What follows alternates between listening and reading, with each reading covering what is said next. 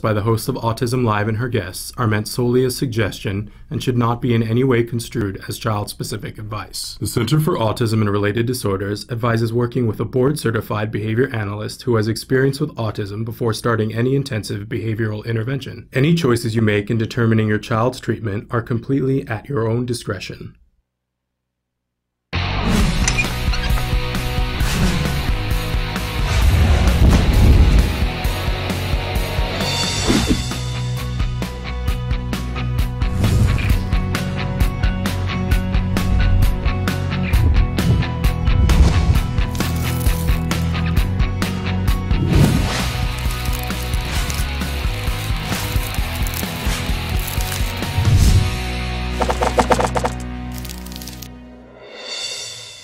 Good morning and welcome to Autism Live. I'm Shannon Penrod. We're webcasting to you live from the Center for Autism and Related Disorders headquarters in Tarzana, California. It's Monday. I'm so thrilled to be back. As if you're watching the show, you know I was away on Thursday and Friday. I had a wonderful opportunity to visit upstate New York, and while I was there, I was not there on autism business, let's say that, but it's always autism business, right? And so they were doing their walk for autism on Saturday and their family fun day for autism. And I was able to drop by before my plane was taking off, and that was a really wonderful thing. And I'll tell you that what was amazing for me was that the Saturday before, I was at the Walk Now for Autism in Los Angeles. Huge event, 35,000 people. And I talked on the show, and Nancy Alsbaugh-Jackson was here with me on Wednesday, and we talked about how amazing it was to be with that many people who were affected by autism. And it was just this huge, just the sheer numbers of it and the emotion of it. It was this amazing event. And then a week later, I was in an event that didn't have 35,000 people, but you know what? It was the same thing. And it was really this amazing thing for me. And I literally got moved to tears when I went in and I saw these people setting up their gymnasium, and there were all these things that were happening outside.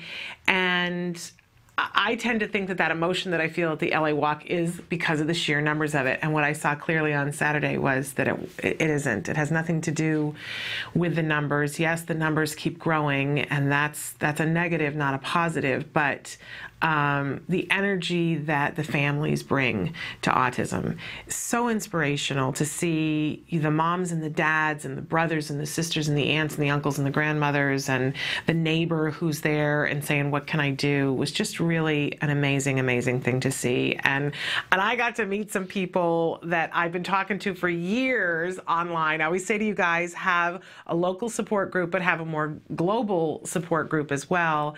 And some of these moms were a part of my global support network in a very huge way, and I got to meet them face to face for the first time. It was very exciting. We're going to show some pictures later on. Okay, so thrilled to be back though, and we're going to be with you for the next 3 hours live, having a conversation, you and I, all of us, about autism and how we can be more effective, more efficient working with our kids on the spectrum. Whether you're a parent, a teacher, a practitioner, a family member, whoever you are, I know if you're tuning in, it's because there's somebody that you know and care about deeply on the autism spectrum. And we all want to be more effective working with those people that we care about, don't we? And helping them to achieve whatever their highest goals are, being the very best that they can be and the most interactive and a part of the world in a way that doesn't hold them back. We're not trying to change anybody, right?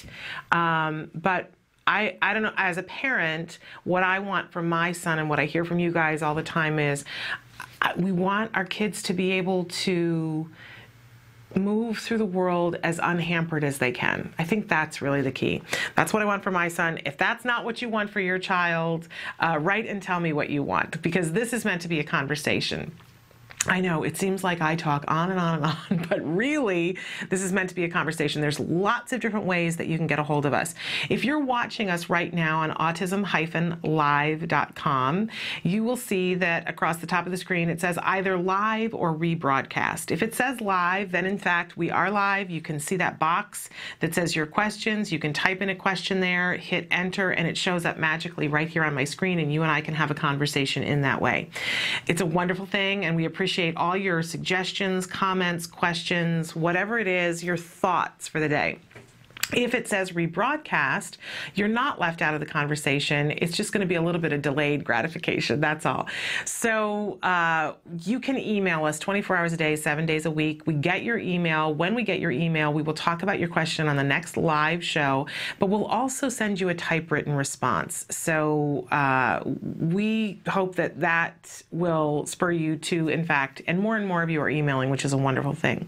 By the way, there are lots of different ways that you can watch the show now. I should mention, too, that you can also call. Emily's better at this than I am, our wonderful technical director, Emily Goodwin. And she reminds me what we're supposed to be doing. So I've been away. It's like I'm starting all over again. So you can call into the show also. When we're live, you can actually call in and speak to me here in the studio. But Monday through Friday, 9 to 5, you can also call in and speak to somebody outside the studio if you'd rather not have what you say be here live on the show. I know some of you, that's a little bit overwhelming. Don't feel bad about it. You can also Skype in, as you're seeing. You can Facebook us. We really appreciate it if you like Autism Live on Facebook. We're brand new on Facebook, and so we appreciate that. You can tweet us, and I was looking over the weekend because I had limited internet access, but I was able to get into Twitter yesterday and see that some of you are now starting to tweet your answer to the question of the day. A really wonderful thing. Really appreciate it. Okay, but you can watch the show in other ways, as I started to say. We're now on Blip TV, and the wonderful thing about being on Blip is that you can pause, fast forward, rewind, look up a specific day. If you knew that we were going to have a special guest on and you didn't get a chance to see it, it's just like a DVR. You can go to Blip and they're all there. You can subscribe or just look at individual episodes, whatever is good for you. You can also watch highlights from the show on YouTube. So if you don't have time to be with us 3 hours a day, and I know a lot of you don't feel bad about that. We know you're out going to OT and going to speech and doing all of those things that you got to do, right? But if you want to see some of the interviews in particular, everything is on, those wonderful interviews are on YouTube. So you can go there, again, fast forward, rewind, do whatever you need to do. We are also on iTunes now, that you can download complete episodes, fast forward, rewind, pause, keep them archived on your iTunes, take them with you on your devices, and very soon you're going to be able to download just the audio portion on iTunes, which will be a really fabulous thing. And by the way, those are free downloads, no cost, because we know you need access to information, and we're trying to give it to you in the most conducive way so that you can take part in the conversation and use the information that we're giving you. If ever, though, there is a way that would be better for you to get the information, please let us know. We're always seeking out new ways for us to be able to get it to you in the way that's helpful to you. But if you know a way that we don't know, tell us, because we gave up mind reading. Also, questions, comments, suggestions for topics that you want covered, please send them our way. All right. I forgot to mention, and I always like to mention at the top of the show, that we're going to be talking about ABA a lot, because it's not the only thing that we talk about, but we know it's the only scientifically proven effective treatment for autism. And that not only is it effective, it's effective for all of our kids. We can see progress with all of our kids on the spectrum, wherever they are. High functioning, much more profoundly affected, in the middle, Asperger's, PDD, NOS. All of our kids can see progress with ABA. Isn't that a wonderful thing? So we're going to talk about how you can get ABA, how you can be doing ABA with your child, the principles of ABA, how it can be helping your child, the kinds of things you can teach your child, so on and so forth. But we do talk about other things as well.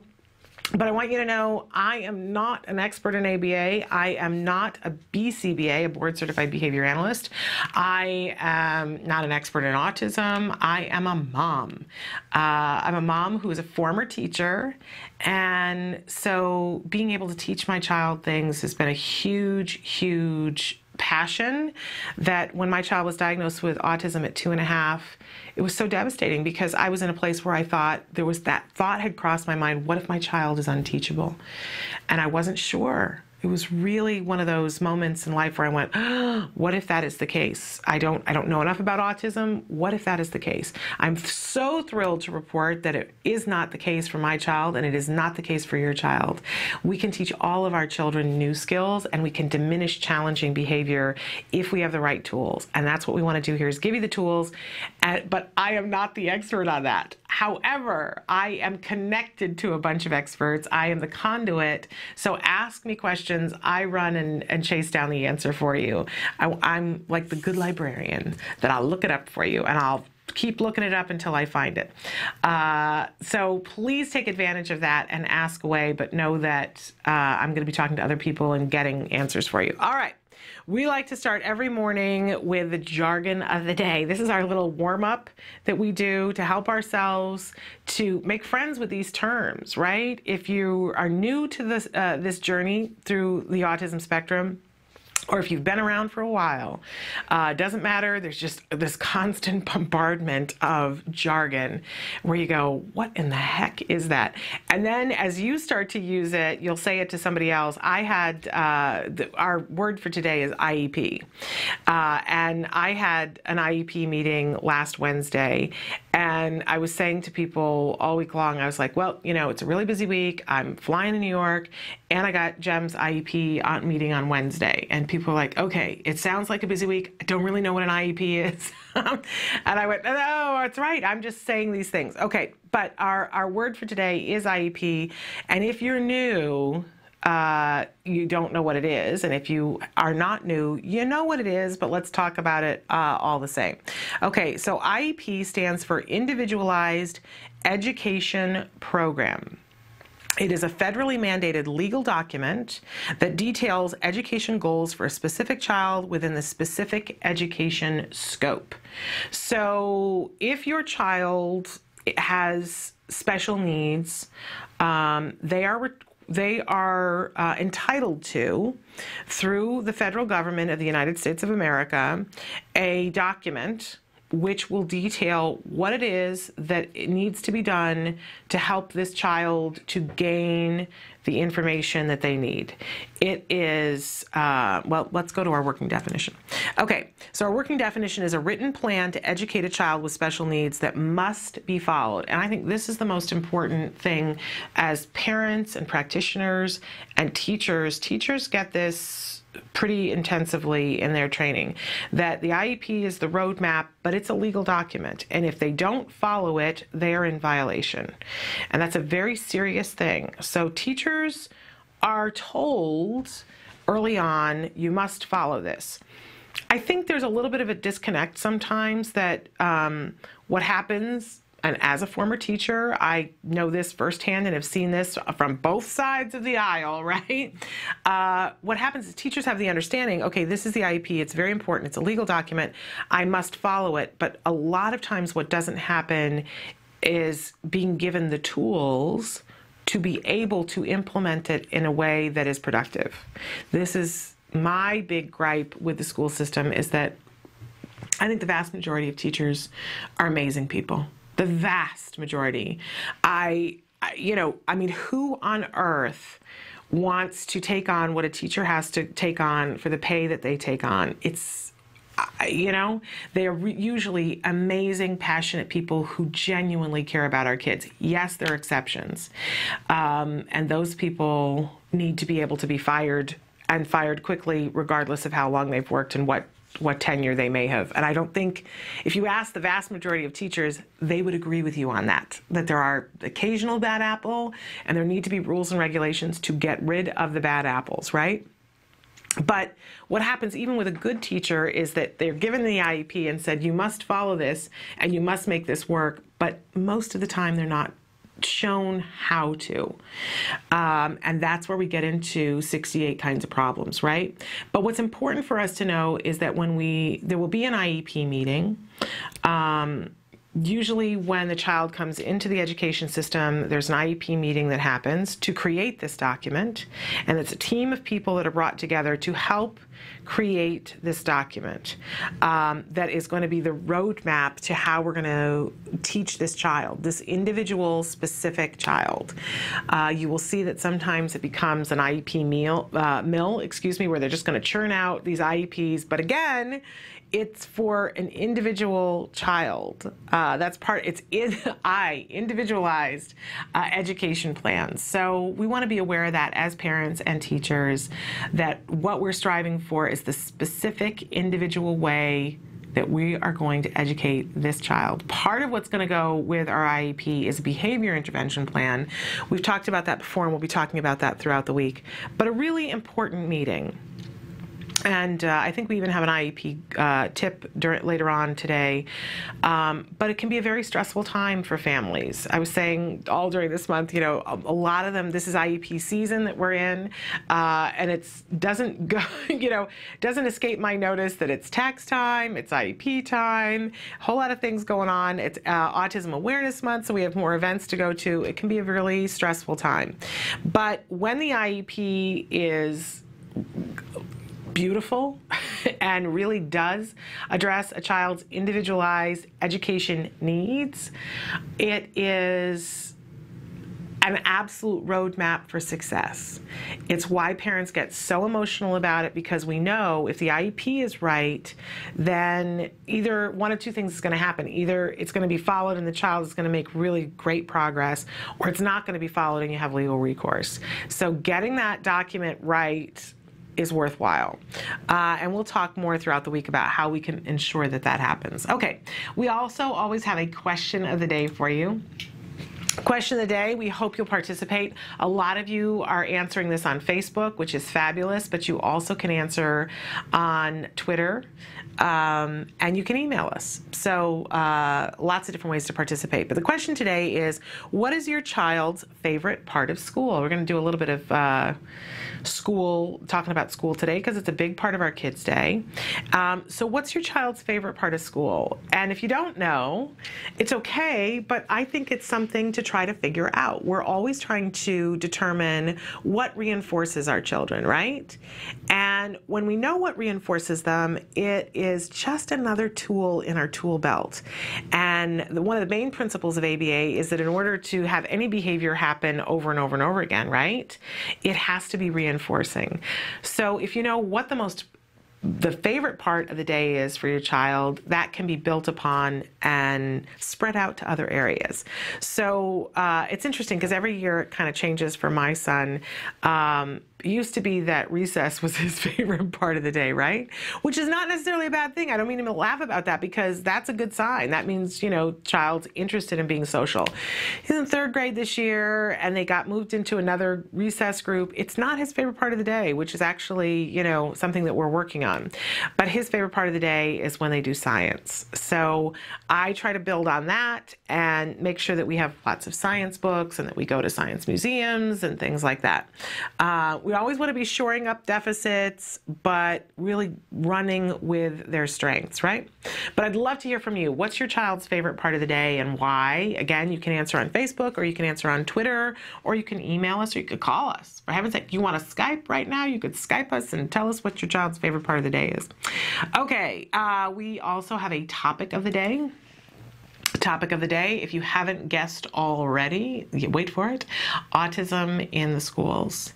This is a really touchy subject right now. In particular, I know the last show we did, Nancy Allspaw-Jackson was here with me, and new thing in the media all last week, the father who put a tape recorder into his son's pocket and sent him off to school. Just so upsetting, devastating. And of course, we don't think that that's an isolated event, right? There are some people working with our kids who shouldn't be working with our kids. And as a parent, I feel helpless sometimes, because I don't know what goes on. I think we all feel that way a little bit. But And I had said to Nancy when we first heard the tape the day before, I said, okay, I can only listen to this for a certain amount of time, and I can only talk about this for a certain amount of time because it will make me buggy. We got to do something about it. And we sign the petitions and do those things, but I think it's important for us to be empowered and say, okay, here's what I can control, here's what I can change. And the rest of it, I can be outraged, but I gotta be in the place where I'm dealing with what I can deal with. So that's one of the things that we're gonna be focusing on today. What can we do as parents? If you're sending your child off to school, how can we know what's happening, be supportive, and make it a positive experience? And deal with it if it's not. Unfortunately, that's going to be the case sometimes. Okay, so some of the things we're going to talk about today are having success at school, how we can be more successful, how we can set our kids up for success. It's Monday, so we'll talk a little bit about funding, how we can have, because we can talk about everything endlessly and all the things that are available to our kids, but if we can't fund them, right? We're dead in the water, and who wants that? There are some things that we can do, so we'll talk about funding. And we have a new A-word episode that'll be coming up at the top of the hour. So lots of fun things. It's Monday, so we also do an NET tip and we do a DTT tip, and hopefully we'll have you writing in with some interesting questions, comments, and suggestions as we go along. And as always, we're so willing to throw away whatever it is that we have scheduled if you write in with a specific question. So if there's something that we have not covered or we have not covered in the detail that you want to, let me know, because I'm setting up the schedule for all of next month right now and getting together with experts, having them come in. So today's the perfect day to tell me what you want focused on. If you're like, Shannon, you have not covered the toileting thing the way I need you to. I need to know this, this, and this. Or if you say you're talking about the teenagers too much, or you're not talking about the teenagers enough, what do you want to focus on? And I'm here. I'm all ears. Let's take a break, and when we come back, we're going to talk specifically about stress and how we can help ourselves to diminish our own personal stress so that we can be better members of our kids' teams. Stick with us. We're back.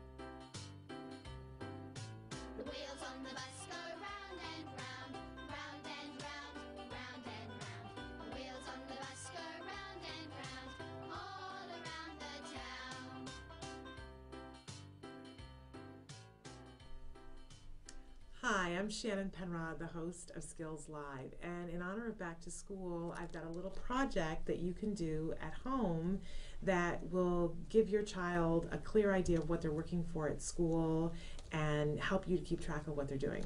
There are a couple of different elements to this project, and I want to show you first how it works and then how to do it yourself.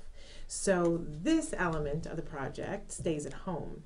And what it says is, what are you working for today? So my son can look at this, and I like to give him 5 choices, but you can customize this for your child at whatever point they're at.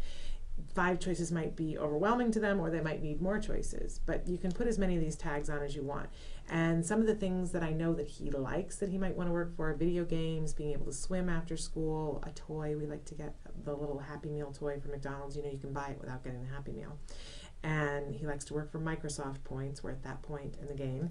And a play date. He likes to work for a play date.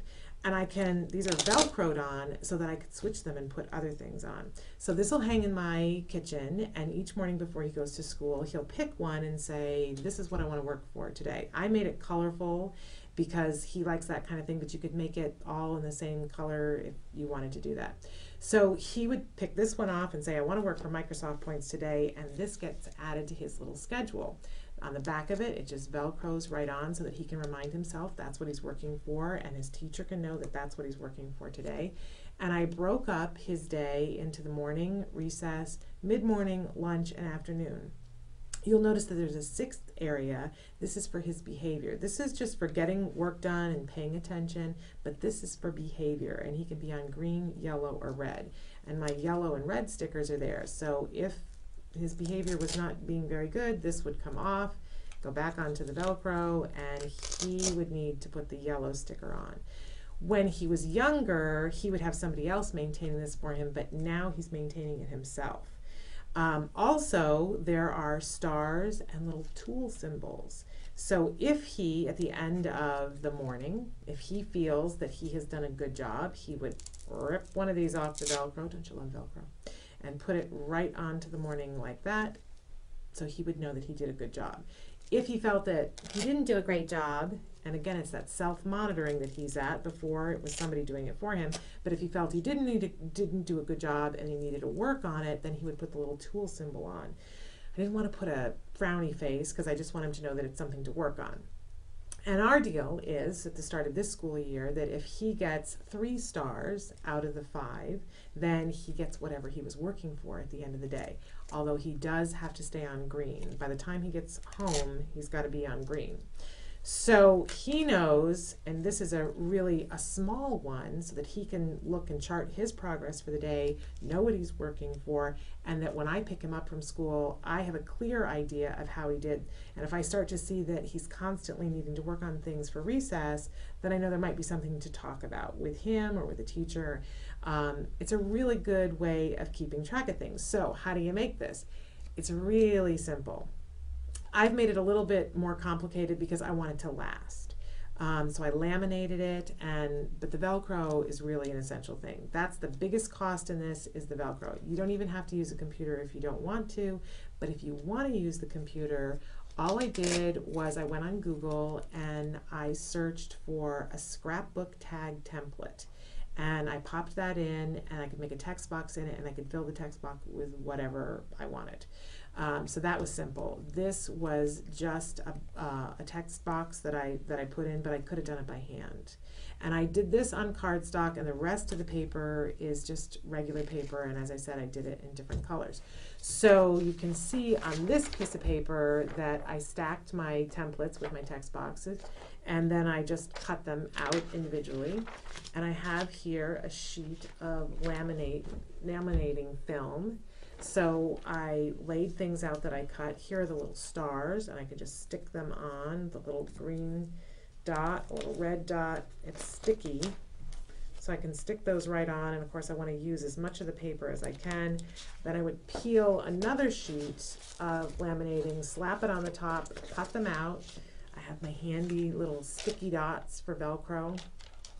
On this one, when it got to where on the back to put all of the stickers, I put strips of Velcro. You could do that on both sides and just cut them out, but this was super duper easy to just peel off a piece of the Velcro and slap it right onto the thing, and it will last. And it also is functional, so that if I wanted to only have 3 things on here, I could, and I can change these out if I decide that these aren't being gratifying enough. I could change them to Star Wars or anything that your child likes.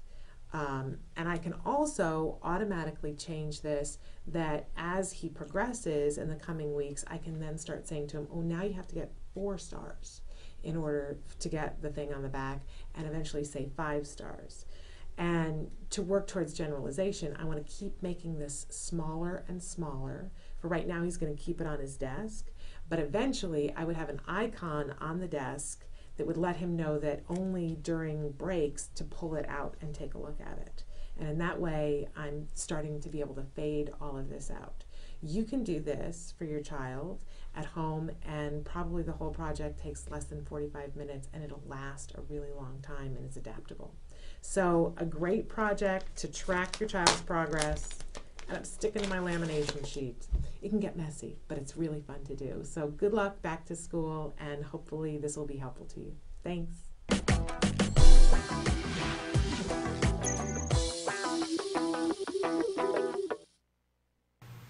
Welcome back to Autism Live. I'm Shannon Penrod. We're webcasting to you live from the Center for Autism and Related Disorders. We're talking about success at school today. That's our topic throughout the day. We're going to talk about a lot of different things, but having one of those token economy systems, and it isn't just for school, by the way, but that's the one that is the particular one that I was making for Jem to go to school with this year. He's had different ones at different times for all kinds of things. I used to have one that I would have in my purse when we would go to the grocery store. And by the way, and I don't think I have my phone out on the desk.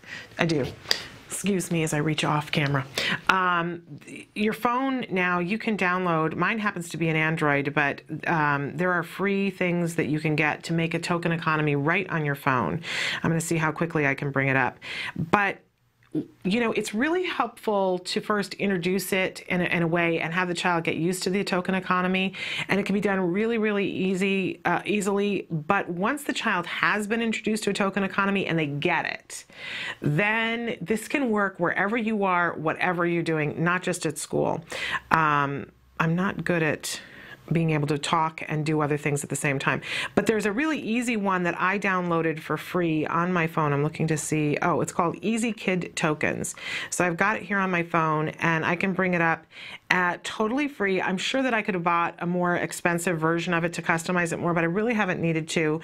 I can change settings, but even if I start, and I haven't used this in a while, okay, but it says, I'm working for a haunted house party, so that's how long ago it's been since I've used it. And usually what I do, this is how my life works, is that if we're going to something and I see that my son is not focused, what's really reinforcing to him is to have my phone and I have him set it up. What he wants to work for, and he puts a picture in. This is how advanced, you know, and he sets up the tokens right here, their little smiley faces here, and he set up 6 boxes. So then he gives the phone back to me, and every time that he's doing something that's really good, I give him one little smiley face. And then if we're going someplace and we say, you know, you had to get 6 of them, then he's gonna get to go to the haunted house party. But you could set this up for anything, and it says right on it, this is what I'm working for. And of course, as they get older, you give the token thing to them and say to them, give yourself a token for something. But I can remember very early on when my son was just little, him sitting there with our therapist, Peter Farrig, before we had any of the laminated stickers, which we eventually got that had Mickey Mouse and Goofy and Star Wars and Legos on them. One of the first things that happened was that Peter Farrig sat there with a piece of paper and he would ask Jem a question, and when Jem would get it right, he would make a star on the paper, and he would say to him, you know, as soon as you get 4 stars, you get to go back and play with your toys. And so my son would watch, and, you know, and he'd be thrilled when he got a star, very reinforcing for him because he would know that he was getting this thing at the end. It helps to teach delayed gratification, so it's wonderful in that way, but also it helps us to keep our kids being productive when they're in a situation where we can't give them reinforcement immediately. School's a perfect example of that. And you know, my son came in and I handed the teacher and said, here's his sticker chart and whatever. But it was so effective that they have instituted for other kids in the classroom. It doesn't have to be big and fancy like the one that I did, but I enjoy doing that kind of thing. And if you don't, then you don't have to. It can be really, really simple. But the idea of it is to be giving them this token, which symbolizes something else that they're going to get down the road. So a wonderful thing. We had a question during the break, and then I am going to get to the stress tip. And the question was, you should be able to see it on your screen right now. When the child hasn't received their services, how can a parent get makeup services? The service I'm referring to is OT. My child didn't receive OT for the first 6 months of school. Okay. And I'm glad that you specified that it was OT. And I'm also going to run this by some legal people, which is probably going to take a day or so because it's IEP season. And so our legal people that we can chat with are away at the moment. But in any case, it depends on what was in your IEP. If it's OT. I'm assuming that if it's OT that the service is being provided by the school, and I shouldn't assume, but let's assume for a second, then we'll talk about if it's not. If OT is in your IEP, usually what it will say, if you go to that section of the IEP, it will tell you the amount of hours total that are to be given to the child. Sometimes it's set up as 2 times a week, but they'll usually have an equation that works out out that they'll say for a total of a certain number of hours. And that's really what you want to pay attention to, is what the wording is. If they say 2 times a week for the entire year and it doesn't say the equation, it's going to make it slightly different, but not that much, because if you weren't given those 2 times a week for the half hour or the hour or the 2 hours, whatever it's specified in your IEP, and they weren't giving it to you, then they're non-compliant.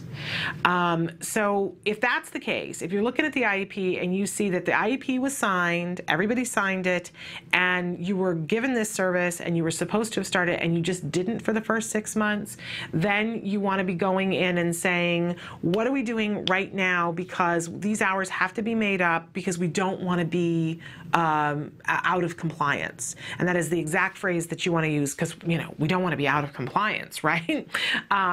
Because they don't. They don't want to be out of compliance. And I think if you word it in that way, you'll see that what they're going to do is they're going to double up on the number of OT hours. You're going to have to weigh that against what is the child being taken away from in order to do those. And I would encourage you as a parent that if it is happening during school hours, that they're not suddenly taking your child out for huge chunks of the day to make up their OT hours. And I would be encouraging you to make the argument to them that perhaps they need to be doing some stuff outside of class time, or that they need to be doing it over the summer to make up the hours, but that their mistake not be at your child's detriment. Do you know what I mean? That because they messed up and didn't schedule the OT, or didn't have an OT, or the OT was sick or whatever, that it not cost your child instruction time. And that, you know, I would be very careful about that. Now, that's all assuming that it's already in the IEP, and the IEP was already signed before this date. If you just sign the IEP, then you're not going to be able to argue for the makeup services. If there was no IEP, if this is a child's first IEP, you know, it's going to start from the date that the IEP was signed. If you had a previous IEP, see, this is how it gets confusing with the IEP thing. Let's say that your child is in first grade, but you have the kindergarten IEP and you just now signed the first grade IEP, they should have followed whatever the last signed IEP was. So again, if they didn't provide it, they are out of compliance. I would start with sugar instead of vinegar and be saying to them, hey, did you know that we're in danger of not being in compliance because we're at the end of the year and he or she was supposed to have this much OT and this is how much is left and this is how many hours, and so what do we want to do about that? But make sure that you use the words, you know, because we don't want to be out of compliance, because then they know that you as a parent get it and that they're going to have lawyers involved if they don't get on it. And so if they don't immediately say, okay, well, here is what we're going to do to fix it, to amend this situation, then I would put in writing to them and say, I am concerned because it appears that we are out of compliance. I wouldn't say we are out of compliance, because they really do have to the end of the year, but it appears that we are out of compliance or moving in that direction, and I would prefer not to involve my lawyer. What can we do to fix it? And send that off to them. Now, if and I see that you've written back and said thank you. But again, I'm still going to run it by a lawyer. But if it's not through the school district, if your child is, say, younger than 3, or you haven't gone through your school district and you're going through some other funding, I would then go to your local support group and say, what are the rules with this particular funding? Because some places do not let you make up hours. And by the way, for all of you who are starting services not through the school district, but you're getting some funding someplace else, that's one of the first things that you want to ask, because sometimes the providers will play loosey-goosey and say, oh, if you can't do this day, that's okay, we can make it up. And they'll say, oh, but it just has to be made up within the week. Or they'll say, oh, it just has to be made up within the month. Or, oh, it just has to be made up within this quarter. And a lot of times that's not the truth. So I would ask whoever the administrator is that you're getting the funding from for the services and say, what are the makeup rules? What, you know, because they'll be able to tell you it has to be within the same week, or there is no makeup, or it has to be within the same billing month, or it has to be within the same quarter. So much frustration comes from, first of all, you have to fight for the services. Secondly, you have to fight for the funding for the services, excuse me. And then you have to fight to get them actually implemented. And any parent will tell you there are always hours that get lost in the mix-up. And that's a tragedy because once they're gone, right? So know what the rules are so that you know how to function through the system. But, and ask your local support group, you know, we're going through this service with this funding. What has your experience been with this? And sometimes there are people who say, oh, you know, they're just loosey-goosey. I know for my son, when he was having early intervention before we started ABA, that there were a certain number of speech hours and there was a certain amount of therapy they were doing that wasn't ABA that the person would come to our house to work with. It wasn't working, by the way. It was torture for everybody, and my child wasn't progressing, but it was all I had in that moment. And the young woman who was doing the therapy was planning her wedding. Can I just tell you, it was just the seventh ring of you know what. And so pretty much on a daily basis, she was calling up and saying, I'm so sorry, but they asked me to come over and do a cake testing. And I was thinking, you know what, sweetheart, I know that this is the happiest time of your life, but it is not the happiest time of my life. And I was trying to be nice and polite, and I would encourage you not to be nice and polite. And I would say, well, but you know, he really needs these hours, and we fought really hard to get something for him, and you're it. And she would say, but you know, if I make it up by the end of the month, it's okay. And I remember the first month that she did that, we got to the end of the month, and I said, you know, well, what happened to all these hours? And I was underslept, right? Otherwise I would have been really, and I didn't know the deal. But I would have been much more up in her face about it. And she said, oh, and I'm sorry, you know, it's just not going to work out. Maybe we can add them on to next month, which was hooey, because we got midway through the next month. And then I called the service and said, what is the deal? Is this girl coming or is she not? Or can you give me somebody else? You know, she's getting married. Can somebody, like, you know, put her in a room with a dress and a cake and leave me alone and send somebody who really wants to do the job and whose focus is on the job? And they said, oh, you should have told us when she did this the third time. Well, you know, I didn't know. So I'm sharing with you, but those hours were gone. They weren't effective anyway, so I don't know what I lost, but you know. In any case, and I will run this by lawyer to check, but that is what I can tell you from what I already know. And thank you for writing that in, because I'm sure you're not the only person who's going through that loss of hours. Okay, we should probably take a break and then we'll come back and talk about the stress tips. So stick with us back in just a minute.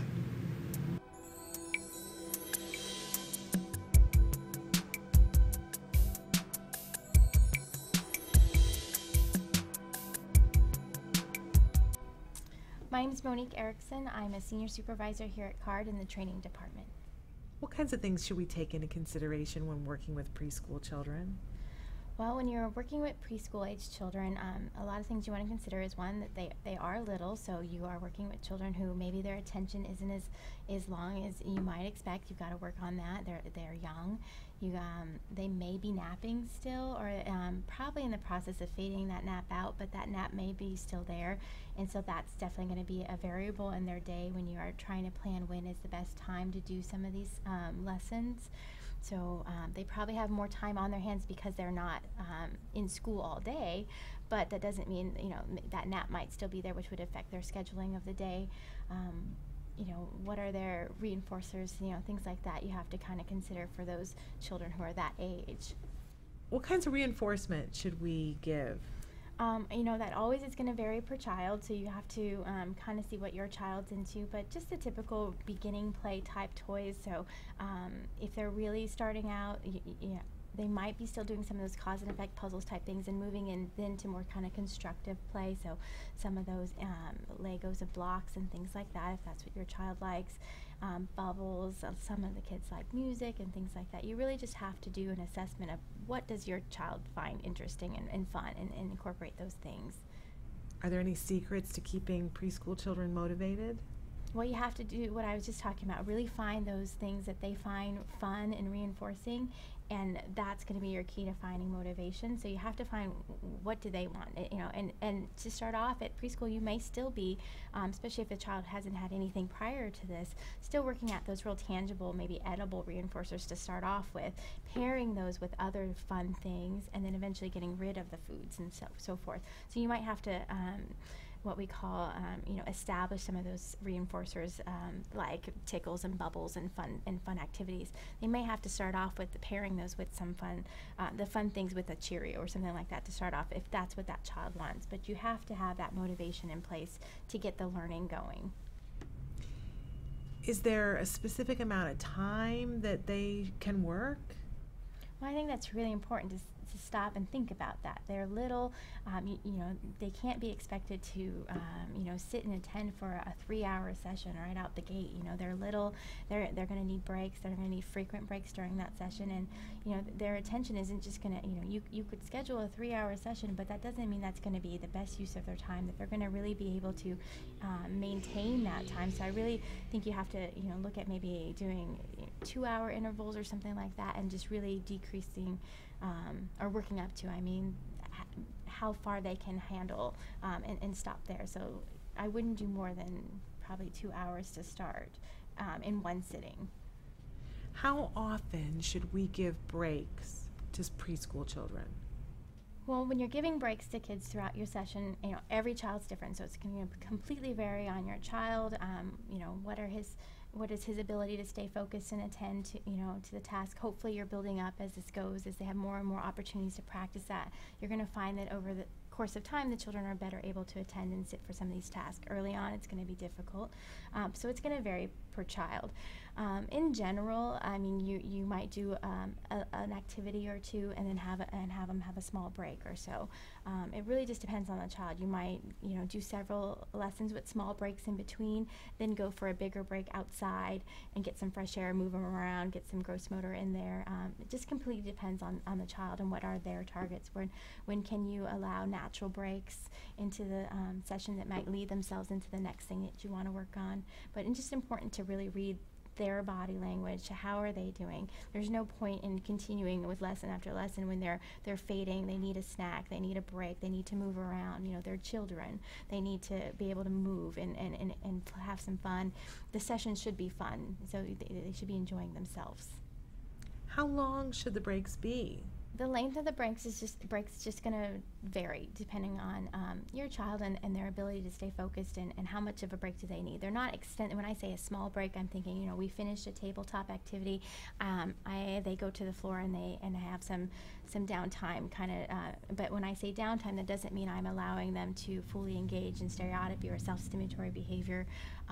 Which might be something like lining up the cars or the blocks or something. It means that they're engaging in some kind of appropriate activity when they're on their own time. They're still being expected to utilize those skills that they're working on, but it's a break from a formal learning activity. So those are the small breaks I'm thinking of. Like when we do a couple learning tasks, they have a little bit of time to themselves, and then that allows me as the teacher to re-set up and get myself organized and get my next lesson plan ready. And then, after several of those, you might want to find somewhere in between, however long you plan on going, a bigger break, so that maybe they're little, they need snacks, they need to eat. Maybe it's time to go out and have a snack, and maybe that's just a pure break on its own, or maybe that's where you incorporate some adaptive targets you have, like learning how to pick up using your pincer if that's a target. You can incorporate that into your snacks if possible, but you want to just make sure that they are getting frequent breaks and they're eating when they need to, so that they can be fresh and as alert as possible.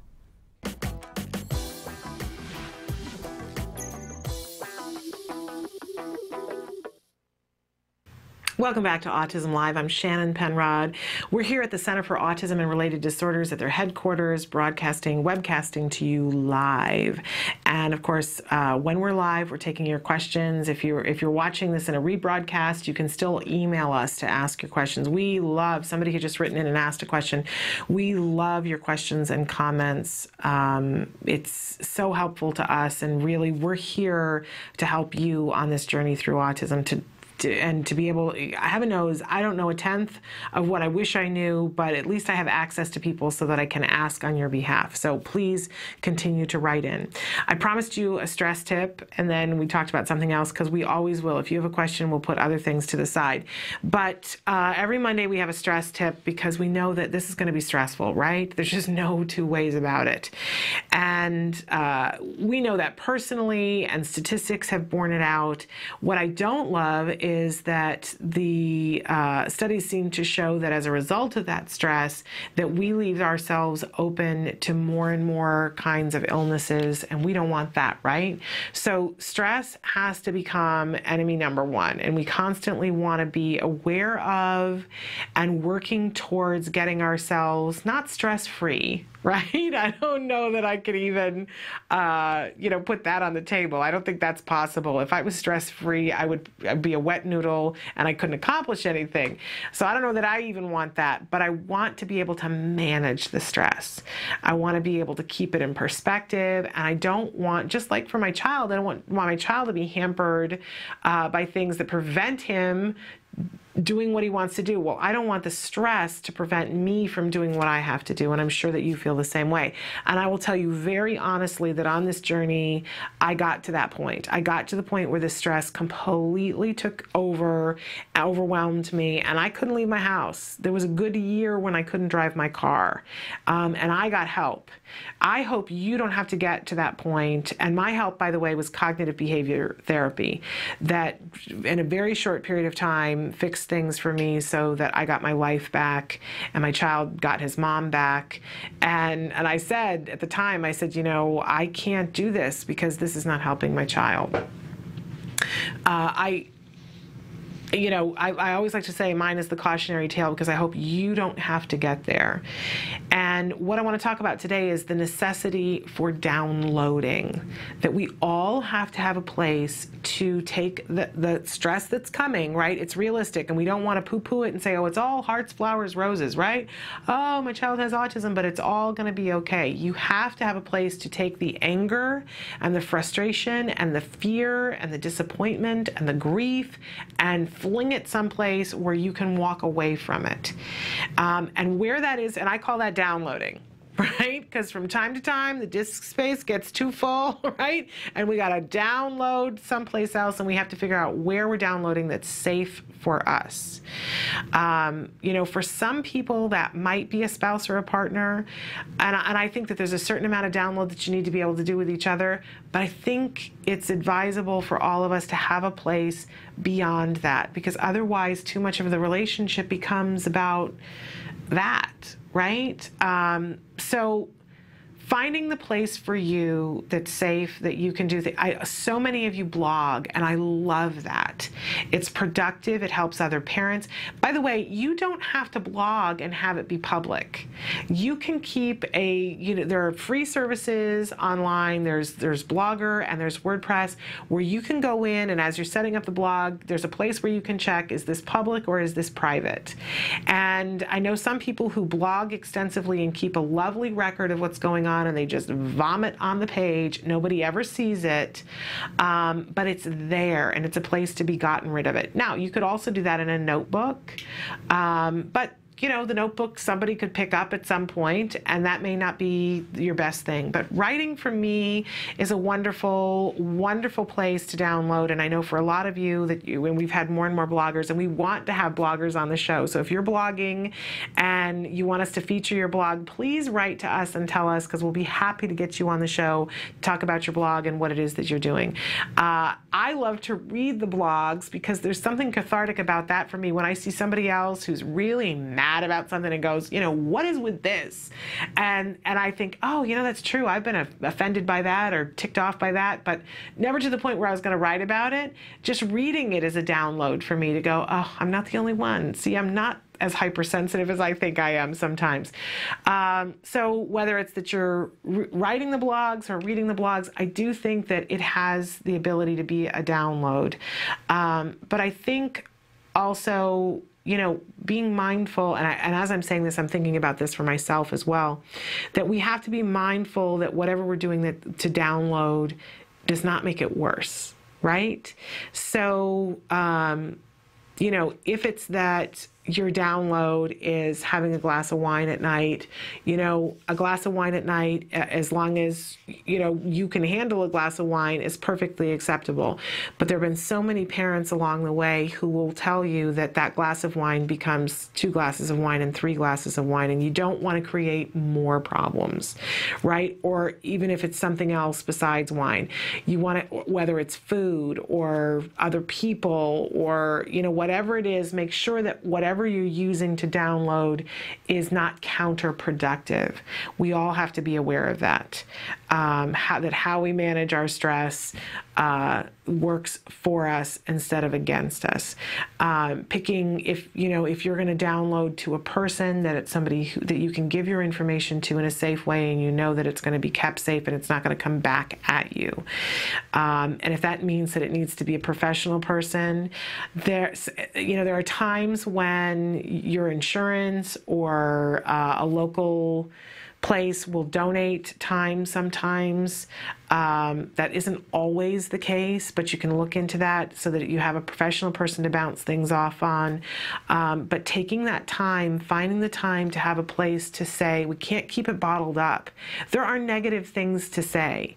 Even if it's that you create another persona on Facebook and that you can, comment and say things anonymously, but give yourself some kind of an outlet. For some people, some of the more positive things besides writing, I know people who run to get it out, to just get it out, and and even cry while they're running, but then they come back and it's like, okay, I have cleansed that and I can face the day. Some people who meditate, whether it's, there have been times when I got so stressed out, and for me, sometimes it's hard for me to just sit down and be calm. And so I started making earrings. In fact, I think I'm wearing a pair that I made now because it kept my hands busy and it was creative and I could sit there and do that. And for me, that was a stress download. Something that I could do that didn't have anything to do with autism. I could focus on it, make a pair of earrings in a half an hour and say, okay, I did this. And it allowed me to be someplace else for that half hour mentally, someplace that wasn't incredibly taxing. So finding yourself a place and a time and even an activity that gives you a break. You need a break. I flew over the weekend. I'm not a good flyer. It's something that's really stressful to me, and I can feel in my back that I need to be doing some stretches because I held so much tension while I was on the plane for so many hours. And it reminds me of the years that we were doing autism, and sometimes I was so tense physically for so long. It's not good for us. We have to be able to have times where we go, oh, okay, nothing is happening right now. I get a break. I've said before, from time to time somebody will write in and say, if I could just have a break from autism for 5 minutes or 10 minutes or an hour. We all need to have that. And it's difficult. And I know for some of you, the circumstances are such that you feel like it's impossible. Don't give up, because in some cases there is funding for respite, or you can just say to a really close friend, occasionally I need 10 minutes. And you would be surprised at what 10 minutes can do for you. We all need it. I know. Then you get the 10 minutes and you think, oh, I really could use an hour. Oh, I could really use a week. But take what you can, because we do all need to have that download. Find the safe place, the safe way. I have a friend who drums. She's got this lovely little drum, and she will sit down and just pound on the drum, and it gets it out for her. I have friends who sing and dance, and that's what gets it out. Whatever it is for you. Another friend who screams into her pillow. Sometimes you just need to. So download it. Don't hold it inside. It's not good for you. All right. It's time for the A word. And this is a lovely ongoing documentary being made here at the Center for Autism and Related Disorders. We are following a little boy who is about to turn 3 at this point in the video. He was diagnosed when he was about just a little over 2. I love the fact that we're getting earlier and earlier on the diagnosis because we have less and less to catch up on. But he's been having ABA therapy, and we're following the family and the therapy to see how the arc of what happens on this journey through autism when you have quality ABA. So let's take a look and see what Jack Riley is up to this week. This is the A word.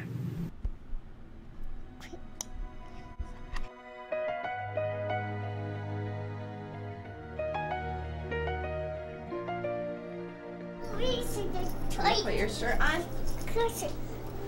Oh, really? Whoa, whoa. Oh, really? Oh, really? Oh, really? Oh. So I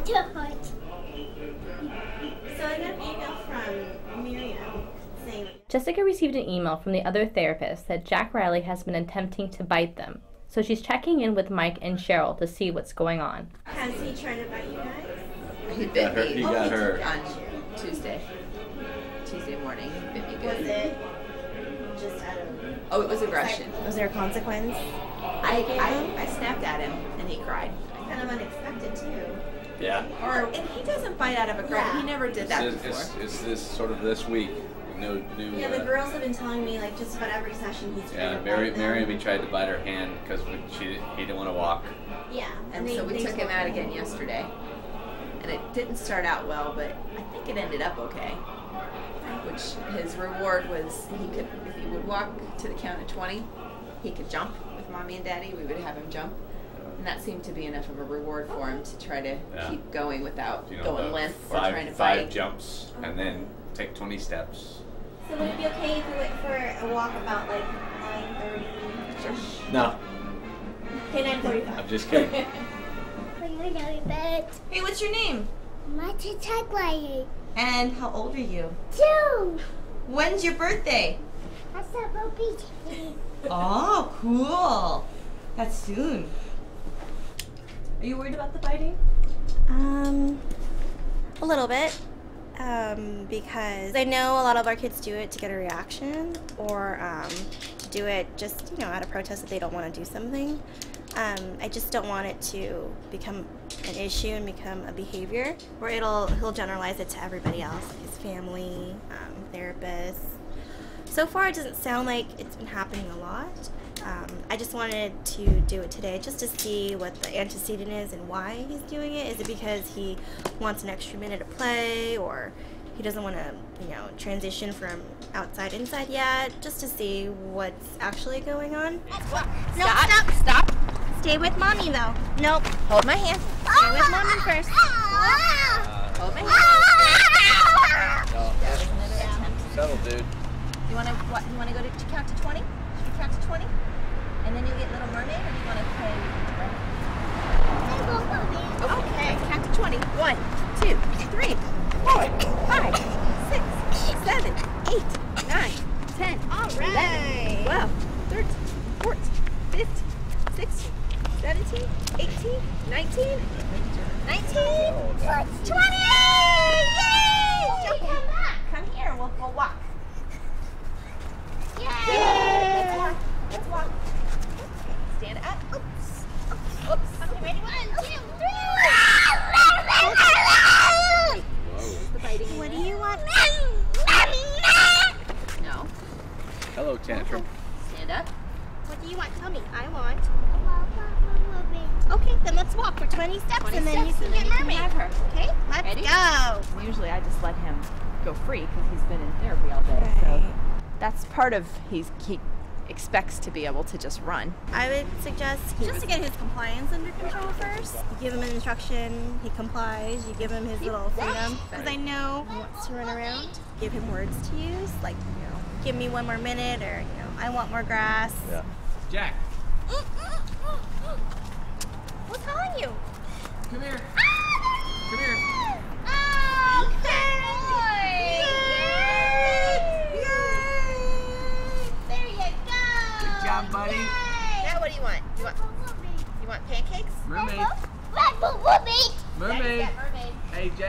the mermaid.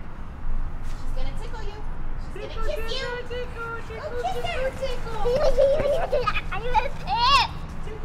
Tickle, I don't want him to feel it every time he's out there. Yeah, he has to have a fight with you guys. And quite frankly, I had no idea how to combat it the last couple days. I thought, okay, I'll just pick him up and take him in because I had no idea what to do. And today he had a good time. I think he got out some energy. Well, if you guys can establish or be consistent about the rules outside, like, you know, when I ask you to come here, you gotta come here.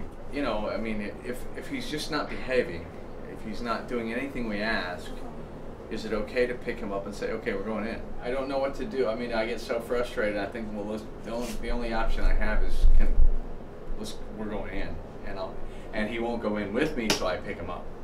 I can't do when he's 10, of course. Now it's like his main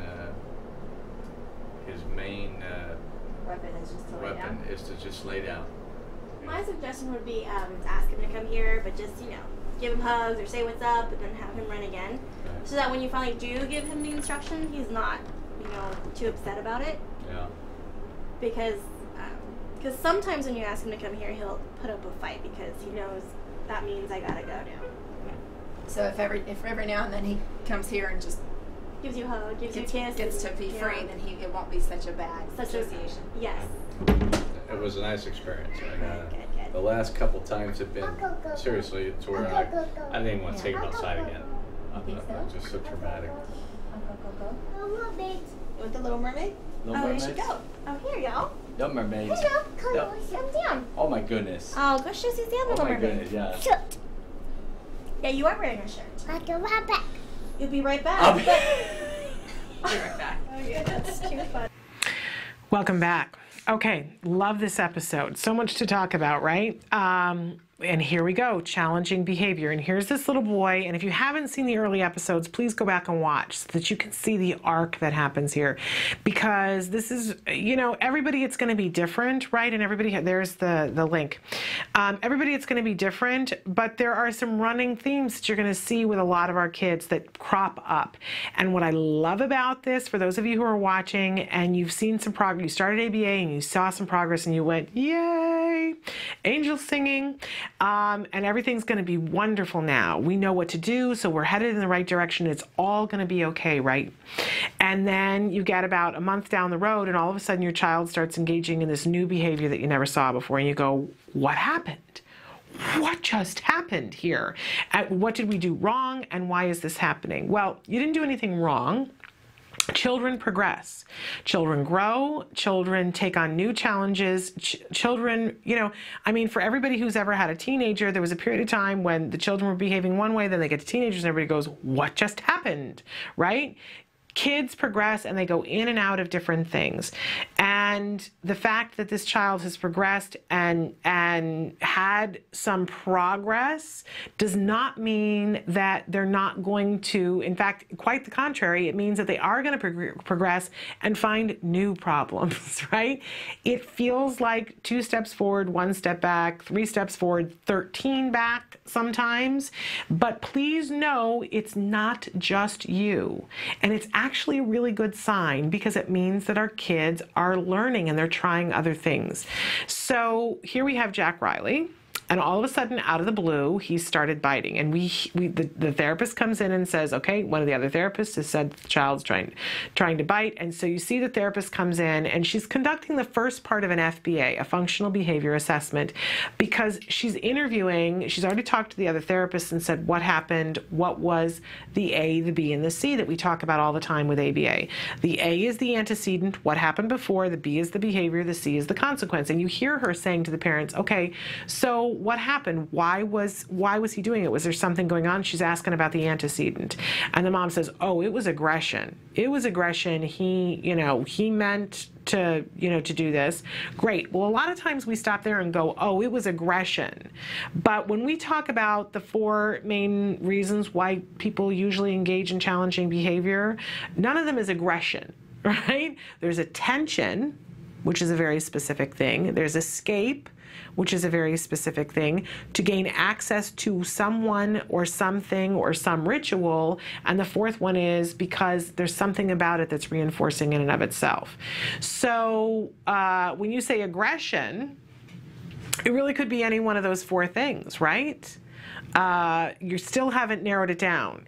So the therapist doesn't say to them, you know, well, you really haven't told me much by saying it's an aggression, but she keeps asking the questions to try to figure out and says, you know, what was the consequence for it? Because she wants to know what that was. And then she says, okay, well, I'm going to spend some time with Jack Riley. And the filmmaker, Suzanne Oshinsky, says to her, are you concerned about the biting? And she says, of course I'm concerned about the biting. Because what we don't want to have happen is have somebody give attention, no matter what the function of the behavior is. We don't want to have somebody give it attention, because then it's going to, the phrase that she uses is generalized to everyone, so that then it won't just be the therapist and it won't just be mom and dad that are being bit, but this child will bite the teacher and this child will bite, you know, the family dog if it works, right? Okay.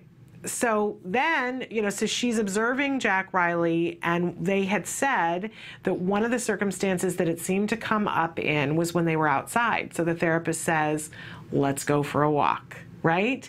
Because she wants to observe firsthand what happens around this behavior. So they go for the walk, and what's interesting to me is that they've been working on this for a while with Jack Riley, the whole stop thing, and he's cycled in and out of doing better. He doesn't have it yet. He's not yet 3. Our expectation is not that he is going to be able to walk safely down the sidewalk without holding a hand 100% of the time yet, right? Because I don't know too many 3-year-olds that I would trust with that, on the spectrum or off. But you got to work on it to get to the point where when he's 4 or 5 that we know this child can do that. That would be spectacular, right? So they're continuing to work on it right now and work on it in different elements, like just getting him to stop and reinforcing when he stops. But when he's not doing it, they're concerned because the traffic is there, so they're asking him to hold hands, and you see this tantrum start to happen. And I talk all the time on the show about the fact that I could not, before we started ABA, walk down the sidewalk and hold hands with my child. And people have said to me, what do you mean? Like, what would your child do? And what you just saw was exactly what my child would do. He would stretch out his arm and lay down on the sidewalk, or kick and scream, or try to kick me, or try to bite me, because he couldn't hold my hand and walk down the sidewalk. He just couldn't do it. So very interesting to me that this child was able to walk down the sidewalk and hold hands, and now he's exhibiting this behavior, because in this respect it's slightly different, that he could walk and hold hands, but he was doing so well that they're letting him a little off leash, so to speak, to work on those safety skills so that when he's 4 or 5, he can walk down the sidewalk and not hold mom's hand. But he's not happy about that, because he wants his freedom. He wants to run wild. He wants to do what he wants to do, right? And you see him, you know, mom says, stop, he doesn't do it. They physically restrain him and pull him back, and she's, you know, holding his hand and says, we're going to walk. And he, you know, and he kind of stamps his feet for a second, and he sees that's not getting it done. And you see him go, oh, I know what I'll do, and go for her hand, right? Because he's pretty sure that's what's going to make it happen. And that's what he wants. He wants to be set free, right? He wants to escape this demand that is being put on him. So, great. A couple of things that I want to point out here, that, you know, it's a hairy little moment there, and emotions are running high, and what do you have in the background? You have dad. And I love this dad because, A, he's a great dad. He's trying really hard, and he's there, and he's on scene, and he's talking about his feelings. Oh my gosh, that's a great dad, and he cares deeply. But he's also showing us what people do, what we all do, what I myself have done and what my husband has done, and probably some of you, that you see that he gets tense, Did you not see, and we'll show this again tomorrow, you see that he's standing behind, and Jack Riley starts with it, and he goes to bite Mom, and the dad goes, oh, here we go. Here it is, the big tantrum, and you see the dad get tense, and he's like, you know, turning his body away, and that he's having an emotional reaction to it. Well, guess what? Of course he is. However, while he's having the emotional reaction, he's saying things. He's got a running commentary that's going on, and bless his heart, I want to hug him because I do the same thing, and my husband does the same thing, but he's going to have to learn how to have his feelings and not have the running commentary go. And we all need to learn that too, because it's a form of giving attention. And right now, this behavior appears to be being maintained, that, you know, it's the purpose of it, the function of it is escape, that he wants to get away. But if it starts getting attention, then it's going to be maintained by attention. So, you know, that thing of keeping the passive face inside, you might be going, oh no, anything but this, please, somebody help me, right? But that you're keeping the passive face and that things aren't coming out your mouth. It's hard. It's really, really hard. And we hear the dad at the end saying, this is so bad. Things have been so good, and this is so bad to the point that I don't know what to do. And I didn't want to take him for a walk because I don't want to do the wrong thing. We've all been there with ABA because you start to hear some of the rules and you see what works, and then something comes along and you go, well, I don't know. What am I supposed to do now? I don't get it enough yet. Very indicative of being in the first year of ABA, that you hear it and it makes sense, but then the implementing it, he's there in the moment and he goes, I don't know what to do. The mom is a little further along. Did you see what she did? The child went to bite her and she moved her hand so that he couldn't bite. And instead of saying, no biting, Jack Riley, no tantruming, stop that tantruming, oh, here we go with the tantrum, she said, so she moved her hand out of the way and waited just a second, and she said, do you want to do the 20 steps? Which is what they found had worked yesterday. And he was like, oh yeah, I want to do the 20 steps. And she said, okay, let's do it. She totally distracted him. He did not get what he wanted. He did not escape walking. She made it reinforcing because he knew that he was going to get to do some jumping. So she diverted, blocked the being able to bite her hand, waited a second so she wasn't rewarding the attempt, and did something else, but did not scold, nag, or have an emotional reaction, stayed pretty passive, and said, do you want to do the 20 jumps? So she totally distracted the behavior, and he said yes, and she said, okay, let's do it. So then he did it, and then she immediately reinforced and said, yay, and had compliance going again.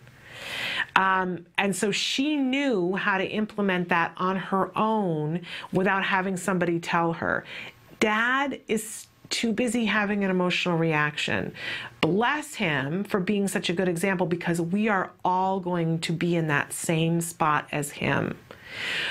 But it's so much easier to watch him go through it, right? And so that when it happens to you, you can say to yourself, oh, right, it's just like the dad in the A word. I got to remember to not be in my emotional response and to think to myself, how do I not give the child the thing that they were trying to do in order to bite? He wanted the escape. I'm not going to give him.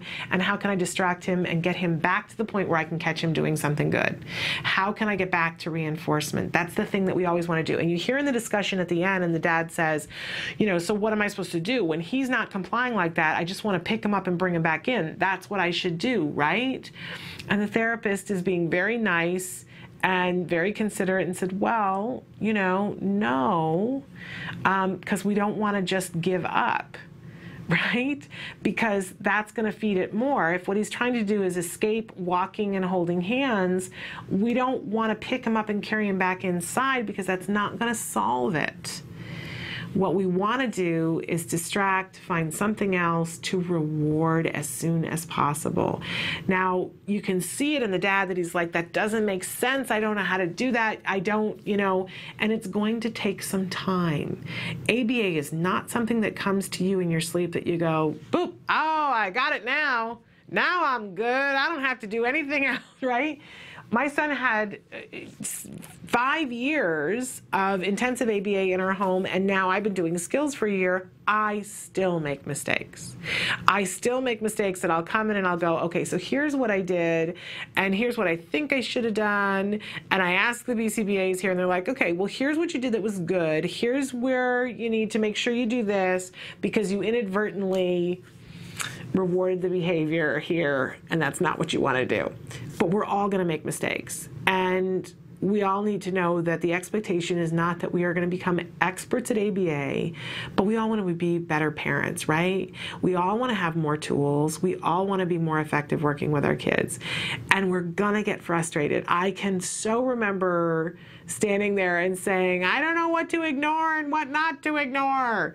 I don't know what to address and what not to address. I don't know when to distract and when not to distract. But it does start to come together instinctively when you are working with your child and you listen enough and watch other people make these mistakes. I think it's easier when we watch them make a mistake because we can all look and go, him standing there commenting was not helping the situation. We completely understand the desire to do it, don't we? Am I the only one? I love to make comments. It releases the tension, but it's not helping. Okay, and then did you notice that Jessica said what we need to work on, and what I can guarantee you that she's going to work on with him is giving him a replacement behavior. And she starts to do it with the parents where, you know, they're going to walk and go and hold hands, and then he has to be able to say, and this is one of the keys with escape, is being able to say 1 more minute, or she gives a suggestion, or say more grass, that he wants to be on the grass, to give him the words to say, I'm not ready to do that yet. I'm not ready to walk down the sidewalk. You used to take me outside and give me time to run after therapy. I need that still, so that he doesn't have to bite to get what he wants. So we'll see what happens. We get into this mindset because it's how we were all brought up.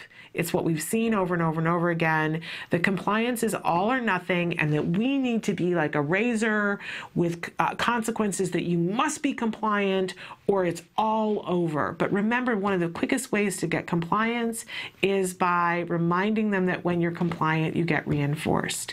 Instead of having it be this, I'm going to push, push, push, which is what the dad was saying. Well, if he can't be compliant, then I'm going to pick him up and we're going to go back inside.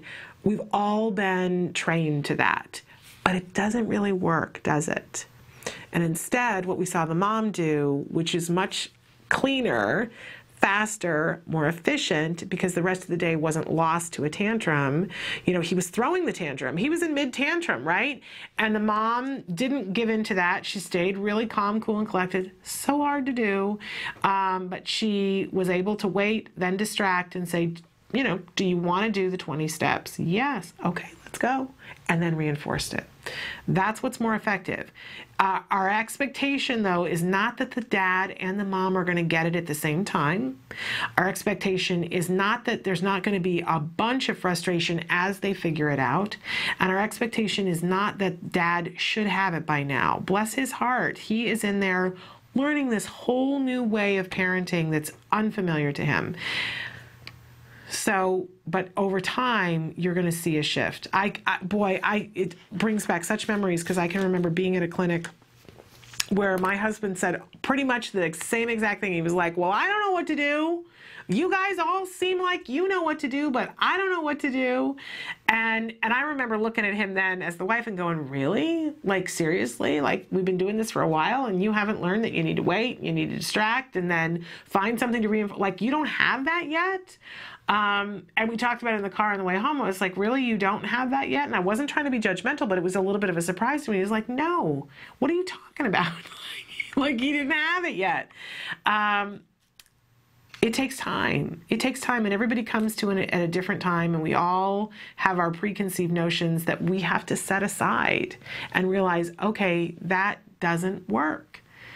I know that's how I was raised. I know that's what my body says I should do, but it doesn't work. And I really, at the end of the day, I want to do what works because I don't want to be adversarial with my child over and over and over again.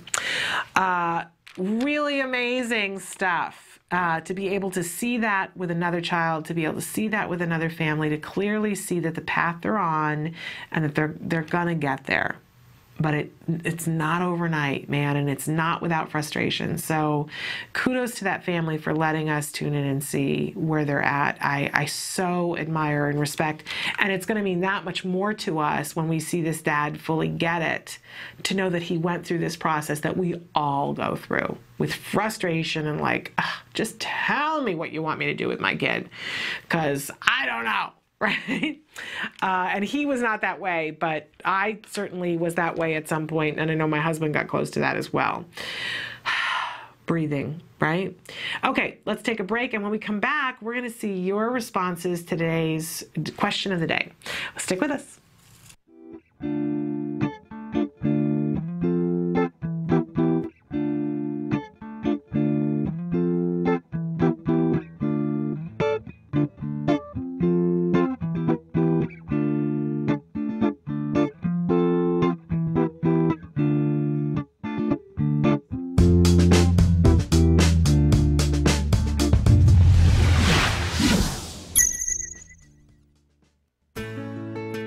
Skills is a revolutionary web-based program that incorporates comprehensive assessment, curriculum design, progress tracking, and treatment evaluation for children with autism all in one place.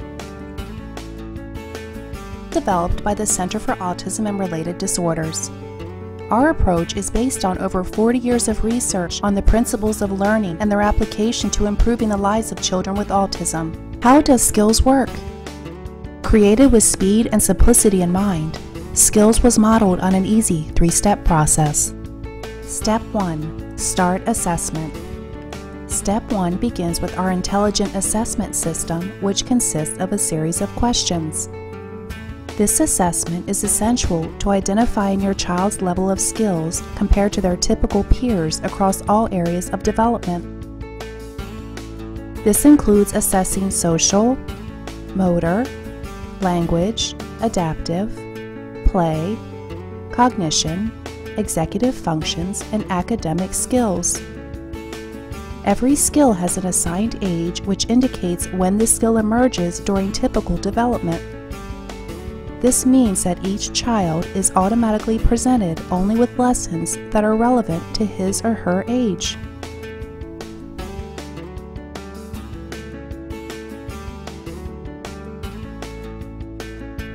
Step 2. Choosing activities. It's now easier than ever to build an individualized treatment plan. In Step 2, you are presented with an individualized pool of activities that are directly linked to your student's assessment results. Each activity represents a specific skill that has been indicated by the assessment as needing to be taught. Activities are categorized by curriculum and then by lesson. There are 3 main types of skills: building blocks, fundamental, and expansion skills. Fundamental skills are necessary for successful everyday functioning. Building blocks are prerequisites to a fundamental skill. Expansion skills are non-essential skills, but may provide further enrichment in certain areas. After reviewing the activities available to you, you can quickly add your chosen activities to the treatment plan by simply checking the box and clicking the button. Step 3. Start treatment. Once you have selected and added the activities you want, you are ready to begin teaching. Skills provides you with all the tools necessary to design and manage an effective curriculum plan, such as printable activity guides that are customizable by the teacher, supplemental teaching aids including printable data sheets, teaching guides, visual aids, worksheets, and tracking forms, detailed IEP goals and benchmarks for each activity, brief and visually appealing video tutorials, a variety of treatment progress and clinical timeline charts, and lots more. And since Skills is completely web-based, everything you need is available 24 hours a day, 7 days a week, in one easy-to-access location. Skills users even benefit from unlimited access to a support community where they can ask questions and share ideas with a skills expert. Skills is always with you.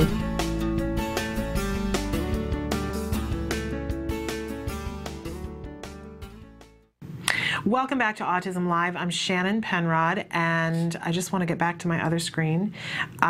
We are going to show you and talk about some of our viewer responses for the question of the day. The question of the day today was, what is your child's favorite part of school? And I love how you guys respond, because it's very interesting to all of us to hear the different things. So somebody wrote in and said lunch. And you know, I guess if we were in different circumstances, that might be considered a bummer, but I really don't think it's a bummer at all, because what that tells me is that the child enjoys the social time. And how could we possibly think that was bad? So wonderful. Someone else said riding the school bus and sing songs, which I don't know whether that's on the same, if they sing songs on the bus or if that's a separate time. Somebody else says we homeschool, so playing his video games on break. Let's keep in mind that all of these things that we're talking about, they end up being the reinforcer. It's the thing that the child looks forward to. Knowing what their favorite is going to be really helpful to us to help them to achieve the things that we want them to do in the periods of the time that's not their favorite thing. Another person says, my child loves song time, and that she has PDD, but she loves the song time. That's fabulous. Oh, listen to this one. Listening to the teacher story reading. That's a fabulous one. Gymnastics, swimming, and now ice skating, even if he is a bit scared. Wow, I want to know what school that is, that you have gymnastics, swimming, and ice skating. Whoo! That's amazing. You know, they're trying to piece together services at my son's school for anybody to have anything, to have a playground ball. It's hard nowadays with the economy, excuse me. Another person who says, my autistic son loves the whole day, from the bus ride there to all day to the bus ride home. How fabulous is that? We don't hear enough of that. That is absolutely wonderful. Another person says, I wish he could tell me. Bless your heart.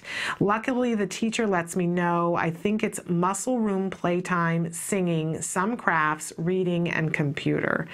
Really wonderful. That's a lot of things to like about a day. Another person says doing Khan, spelled K-H-A-N, Academy for math time. He can work ahead and he loves that. I don't know what the Khan Academy is, but that's wonderful that he can be at his own pace and so he can go further. I think it's so important to know what our children's, and that's actually one of the things we're going to talk about in a minute, what our children's strengths are and what their weaknesses are. And we always want to be shoring up the weaknesses and helping them to have that be stronger, but we're using the strengths to do it, and also the idea of letting them run with their strengths, not holding them back to everybody else's expectations of what it should be. It's a lovely thing for our kids. So I love that he can work ahead. Another person who says riding the bus, singing, and arts. I'm amazed that so many of you are writing in and saying riding the bus is a pleasurable thing, because for a lot of our kids that can be a really sensory overloaded time. So I'm hearing, you know, there's some good people who are driving the bus and making it a pleasant experience. That's wonderful. Another person who says leaving school. Since I have been deployed, he's not much into school. Actually, he hates it. Oh my gosh. Okay, there's so many things in that sentence that break my heart. First of all, that this dad has been deployed, and so it's having an effect upon this child's school experience. Wow. Well, I hope that if you're listening, first of all, thank you for your service to our country, and I hope that you're involved with ACT Today has a special initiative for military families, and if your child needs some more support so that they can find things that are reinforcing while you're deployed, that there are grants for exactly those kinds of things. And I hope that you're taking advantage of it. You military families, can I just tell you, I saw so many military personnel in the airports as I was flying this weekend, and all I could think about was I was going away for 2 days, and it's the first time that I've ever left my child overnight, and I was a mess, y'all. I was a mess.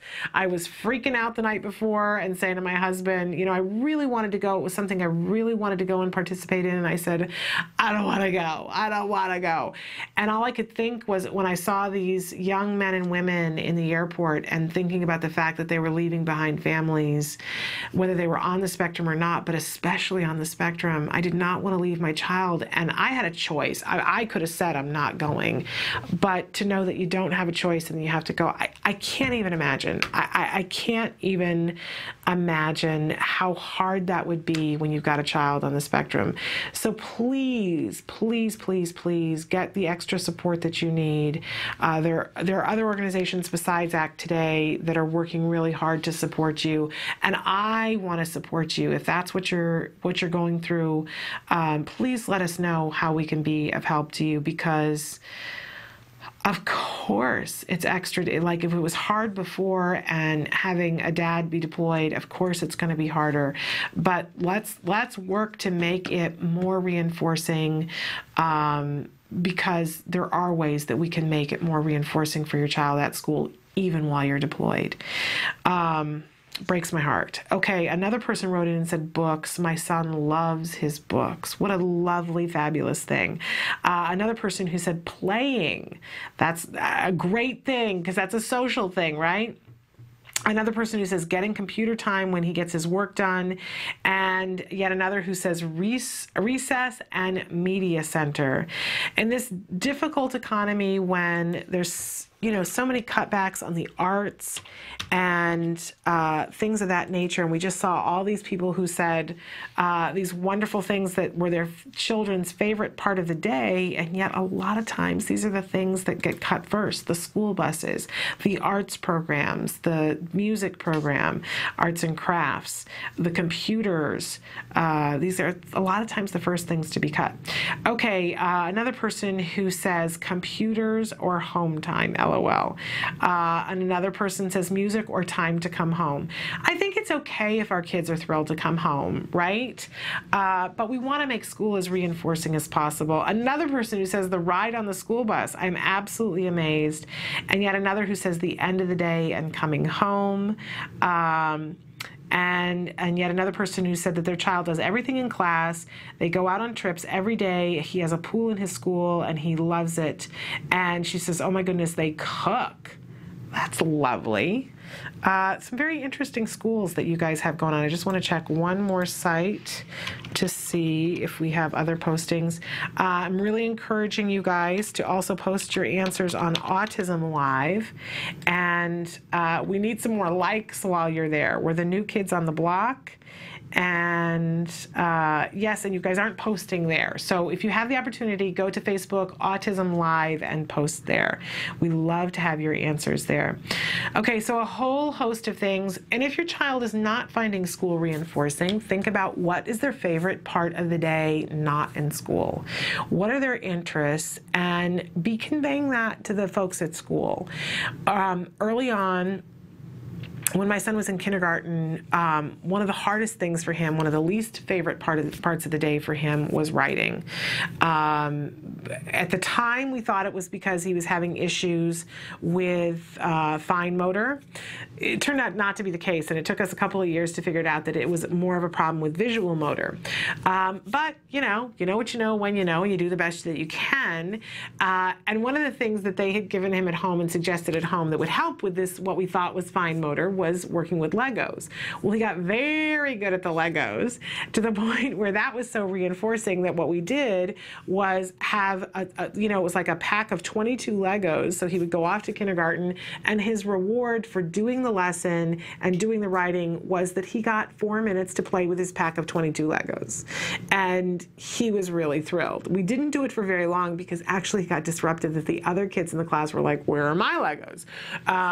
And he was able to progress, and we were able to integrate it back in, but we got him through a difficult period of time because that was his reinforcer, was that we brought one of the favorite things from home to school, and he got it for a very set amount of time after he had done a very set amount of activity.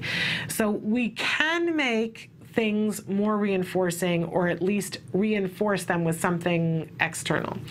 So think about that for your child, about what you can do, what tools you can give the teacher to make the day, if they're having a miserable time, more reinforcing. All right, we're going to take a break, and when we come back, we're going to be talking about a language tip, how we can help our children to tact, and I'll explain what tacting is when we come back. Stick with us.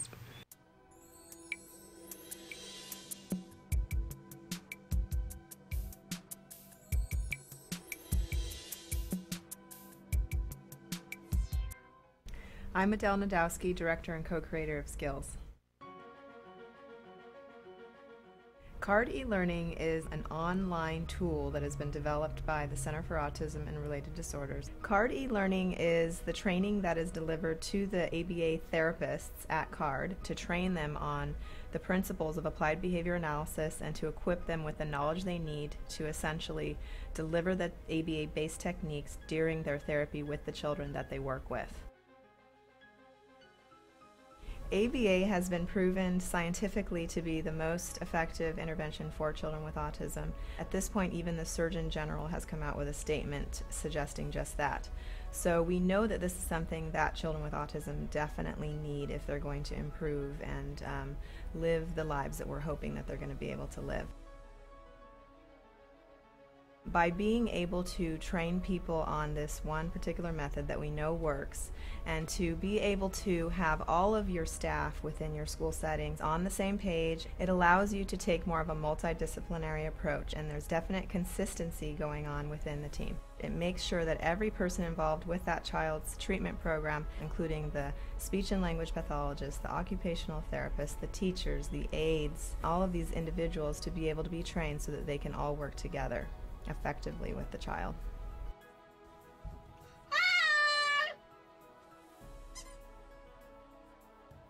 Parents that are using CARD e-learning can use it either to train themselves, and then after having done that they can implement different techniques with their child in order to teach new skills. But oftentimes parents might also be working either with an ABA provider, with a school, or they may have even hired their own therapist to deliver the intervention techniques. So CARD e-learning can be used either to collaborate with your school. It can also be used to train the therapists that are coming to the home of the parents, or it can also be shared with the ABA provider so that that provider can find out about it and perhaps implement it within their organization and train their staff. You can also do reporting for your organization. So you can actually look and find out which teachers are progressing, what their quiz scores are, and actually we can give you reports as well that will help you to compare the different teachers and their performances. CARD e-learning is really simple to use. You can log on to this as long as you have a computer, that's all you need, and an internet connection. And you can work on it any time of the day, anywhere that you're at. When you log on, you realize that right away. First of all, on the top of the page, there's a navigational tutorial. It's a how to use this page button. Simply by watching that video, it'll all kind of unfold in front of you, and it becomes extremely self-explanatory. CARD e-learning has 9 modules, and you can basically go through those at your own pace. You're going to be watching videos that are kind of like a storyboard with narration, but in addition to that, there's many different video clips of therapists actually implementing the techniques that are being described within the storyboard that you can also watch. And then of course you're able to pause, you're able to type notes right directly underneath the video that you're watching. You can save your notes, you can review them, and between each module you do take a quiz, and once you pass that quiz you can go on to the next module. And then after you complete all of them, you have a final exam. And by completing the final exam and passing with a score of 85% or better, you will be given a certificate of completion. Let me show you how easy it is to use CARD e-learning. Welcome back to Autism Live. I'm Shannon Penrod. We're webcasting to you live from the Center for Autism and Related Disorders headquarters in Tarzana, California. It's Monday. And quick little reminder, we had talked a couple of weeks ago about sensory-friendly films. AMC, the movie theater AMC, from time to time does sensory, in fact, they do it once a month now, I believe, sensory-friendly films where they don't make it as dark and they allow kids to make noise, have a special performance where parents can take their kids that have sensory issues to the movie theater, and behaviors are not going to be taken and looked at askance. You know what I'm saying? It's just a little bit friendlier, and our kids have the opportunity to get used to the whole movie theater experience. I want to remind you that May 5th is the day that they're going to be showing Pirates, the Band of Misfits. And if you're not familiar with what that movie is, it's made by the same people who did the Wallace and Gromit movies and shorts that are just delightful. It's claymation, but in a really fabulous, fabulous way. I know my whole family is looking forward to seeing this movie, Pirates, the Band of Misfits. It's usually very, very funny, a lot of slapsticky kind of stuff in it. We love Wallace and Gromit in our house, and the other movies that they made were Chicken Run, and The Curse of the Were-Rabbit is theirs. They also made the one, though, where the mice, I can't think what the name of it is, where they all got flushed down the toilet and went into the sewer system, which we really enjoyed. It wasn't a big critic favorite. Flushed Away. Thank you, Emily. Flushed Away. We enjoyed it, but it wasn't the big fan favorite. But if you love Wallace and Gromit, you probably will love Pirates, the Band of Misfits. They tend to make really good kid-friendly movies, and what I mean by that is that, you know, those great cartoons that have, those old cartoons that have two levels, the kids can appreciate it on one level, but there's humor for the adults as well. They're very good at that. And if you haven't watched Wallace and Gromit, I hope that you will, because there's a lot of good stuff in the Wallace and Gromit movies for our kids. So in any case, take a look at that. Pirate, the Band of Misfits, again on May 5th, AMC will be doing their autism-friendly movie. Okay, but we wanted to talk about a language tip today, and the tip for today is talking about tacting and how we can encourage our kids to tact. We have to understand what tacting is. We talk a lot on the show about manding. Manding is when they request something, right? We have to teach manding before we can teach tacting. It just goes in that progression. So when, you know, we want for the child to know the label for this and to be able to request it if they want a pen. Usually we're going to start with things that are their absolute favorite things. If the child loves cookies, we're going to teach them the sign or the gesture or pointing or the word that goes with cookie, or the picture that they can point to that goes with cookie, so that they can request the cookie. Once we've gotten manding so that it's happening hundreds of times a day, then we're going to hopefully move on to tacting. I think a lot of times people get confused with labeling and tacting, because labeling is something that we teach as we're manding and as we're getting ready to tact, but tacting and labeling are slightly different. We want for our child to know the words or the signs or to point to the picture when referring to different things, but tacting is when you are including somebody else in your discovery of the thing. So it's when you see something new and novel and you point it out. My husband and I always talk about when my belly was large with my child in it, we were at a strip mall and coming down into the parking lot into it, and they were having a furniture tent sale and there were balloons everywhere, and I turned, and lovely little couple moment, I turned and I said to my husband, oh, well, you know, in like a year and a half, we're going to be coming into the same parking lot and there's going to be somebody in the back seat who's going to say balloon, right? When they see the balloons. Well, that is tacting. When a child sees something and they point or they gesture or they say the word to express what it is. and that they have noticed it. Now, this is an important skill in language that we want our children to have, because it's going to help us get to the point where we get to conversation. It really is the beginning of conversation, because they're not just randomly walking through a room and saying, you know, camera, you know, monitor, clock, for the purpose of doing those. They're pointing to it as part of the beginning of a conversation. And they're saying balloon because they want mommy or daddy to notice that there's a balloon, which is part of that joint attention that we talk about all the time, a really important milestone that a lot of our kids on the spectrum miss. They just miss it altogether. That moment in time when I'm looking at something and the child is looking at something and the child looks at me to see what is my reaction to it. And I look at the child and go, oh, you know, it's cool or it's not cool, whatever it is. And we're having a conversation. It's not full of words, but we're both looking, you know, if we're at the zoo and we're looking at the giraffe, oh, look at the giraffe, you know, and we're noticing each other's reactions to it. So important, this triangle of attention, looking at each other, looking at that thing. It's the beginning of conversation. It's the beginning of empathy. It's the beginning of cognition that allows us to take perspective for other people. And that is sorely missing in our kids with autism. So as soon as we can get to that, we're going to start to get caught up. So we really want to see tacting. And again, tacting is that thing of, you know, so much of the time when we go to that attention, it's because there's something that we want to call attention to that's tacting. So we want to teach tacting. It's hard to teach tacting because it's something that's supposed to happen organically.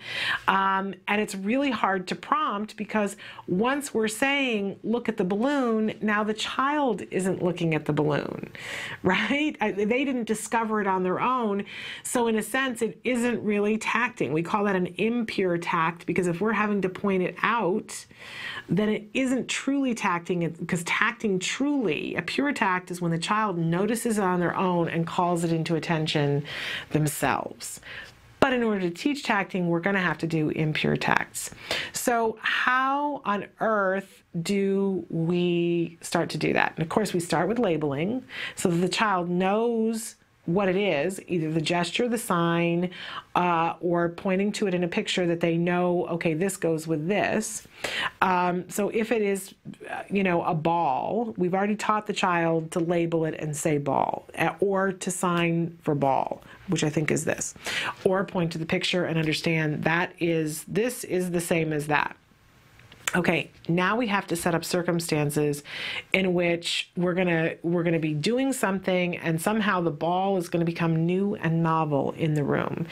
And a lot of times we'll be in cahoots with somebody else, and we're gonna start by prompting for the child and reinforcing when the child does, you know, notice something that's new and novel in the room. So for instance, you know, mom and dad might be sitting in the living room. We've already worked on ball. We know that the child knows the label for ball, whether it's vocal or otherwise. Mom and the child are sitting in the room. Dad's in the other room, and dad has the beach ball so that nobody gets hurt. And dad throws the beach ball into the room where he can't be seen, but the ball comes careening into the room. And mom looks at the ball, and depending on where we are with teaching this to the child, the mom might have an extra big reaction and go, oh, you know, and point to the ball and even say ball, right? In hopes that the child now looks at the ball and they prompt the child to say ball or make the sign for ball. Again, it's an impure tact, but if we're doing it hundreds of times within a week, at some point, we're now going to try to fade the prompt and have something happen in the room, and it won't always be a ball, right? Sometimes it'll be something else, but something come into the room, and the child has already seen how exciting it is when mom notices it and brings it to their attention, so hopefully they're going to now bring it to our attention. And when the child does tact and does a pure tact, we need to reinforce that, because in the beginning the child isn't going to do it, and then the child is going to do it sparingly. And when you've set up these circumstances where you're prompting it and creating these circumstances, right, because you're really making some crazy circumstances for something new and novel to come in, you're having to think it through, right? And create a circumstance where it's going to be big enough that the child's going to go, oh, you know, this thing just came in.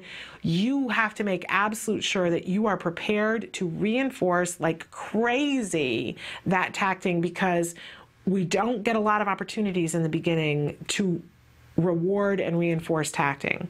So you have to have something ready that you know is actually reinforcing to the child, that, and make sure that it's big reinforcement for it. Then as you go along, you're going to work on a whole bunch of things, and you'll work on this in a sensory way so that it's not just seeing something. But I can remember them asking us to burn popcorn in the microwave so that, and to say nothing about it, in hopes that our son would say, something's burning, right? Or to say popcorn, you know, whatever it is that he's smelling it, and calling it to somebody else's attention, and then reinforce it heavily. It's hard. Tacting is hard. I love skills for this because it gives us teaching points, and it gives us suggestions, and it gives us exemplars so that we don't have to make it up for ourselves. A really important thing. So tacting, know the term, understand what it is, and if your child does it, reinforce. And until your child does it, find ways to set that example and model it and prompt it so that they see, oh, this is what we do, and that it's really fun when somebody points something out. You know, if you're going to the park and you see a dog, you know, that you dog, and that you tickle your child or whatever, get them to notice, get them to make the sign for it, get them to label it. Yep, it's not tacting, but if you do that often enough, at some point they make the leap. Make sure you reinforce it as soon as it happens. Okay, that's tacting. Let's take a break and we'll be back in a minute.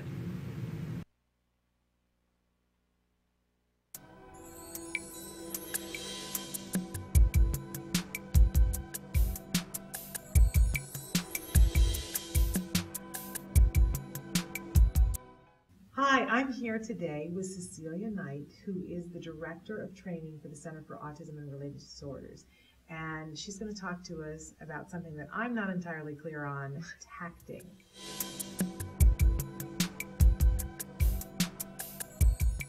Tacting is when you make a comment on the environment, and then another person may reinforce that with non-specific reinforcement. Can you explain to me what the difference between a tacting program is and an expressive labeling program? In an expressive labeling program, typically the therapist holds up a card, maybe with a turkey on it, and the therapist would say, "What is this?" referencing the picture, and the child would respond, "Turkey." The child is labeling the item. With a tact, it's a comment on the environment, so it can be evoked by a smell. So if I walk into the house and I smell Thanksgiving dinner, I can say, turkey. Or if I hear gobble, gobble, gobble,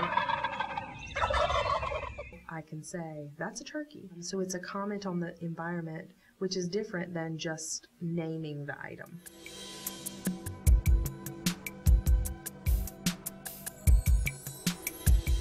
How do you get a child to comment on the environment? That's got to be hard. It is. We use different prompts. Most of the time we use vocal prompts.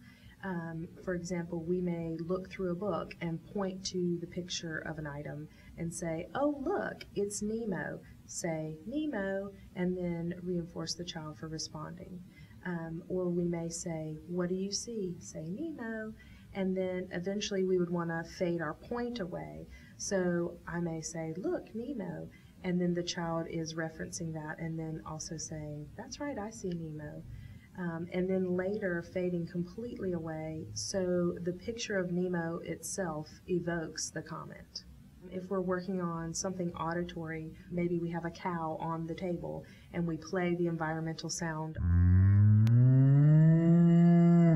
in front of them, maybe give them a vocal prompt to say, "It's a cow," and the child may say, "It's a cow."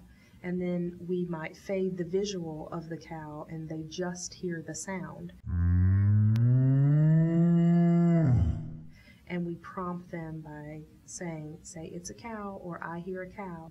and then eventually fade until the sound itself evokes the comment. The goal is to get towards spontaneous tacting, where the child can walk around and comment on the novel things in the environment that he hears or sees. And so that's a great way to sort of bridge to that point. Tacting is really important to get to higher level lessons of interverbal behavior. Commenting on things that are private events, or commenting on things that I can't see that you're feeling, like your stomach hurts. But it's important to have those tacts in place so you can get to those later programs. Welcome back to Autism Live. I'm Shannon Penrod. It's time for the myth of the day. Excuse me. And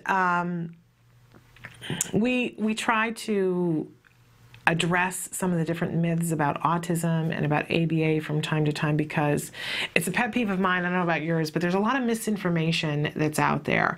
And I think sometimes if we don't address it, it just continues.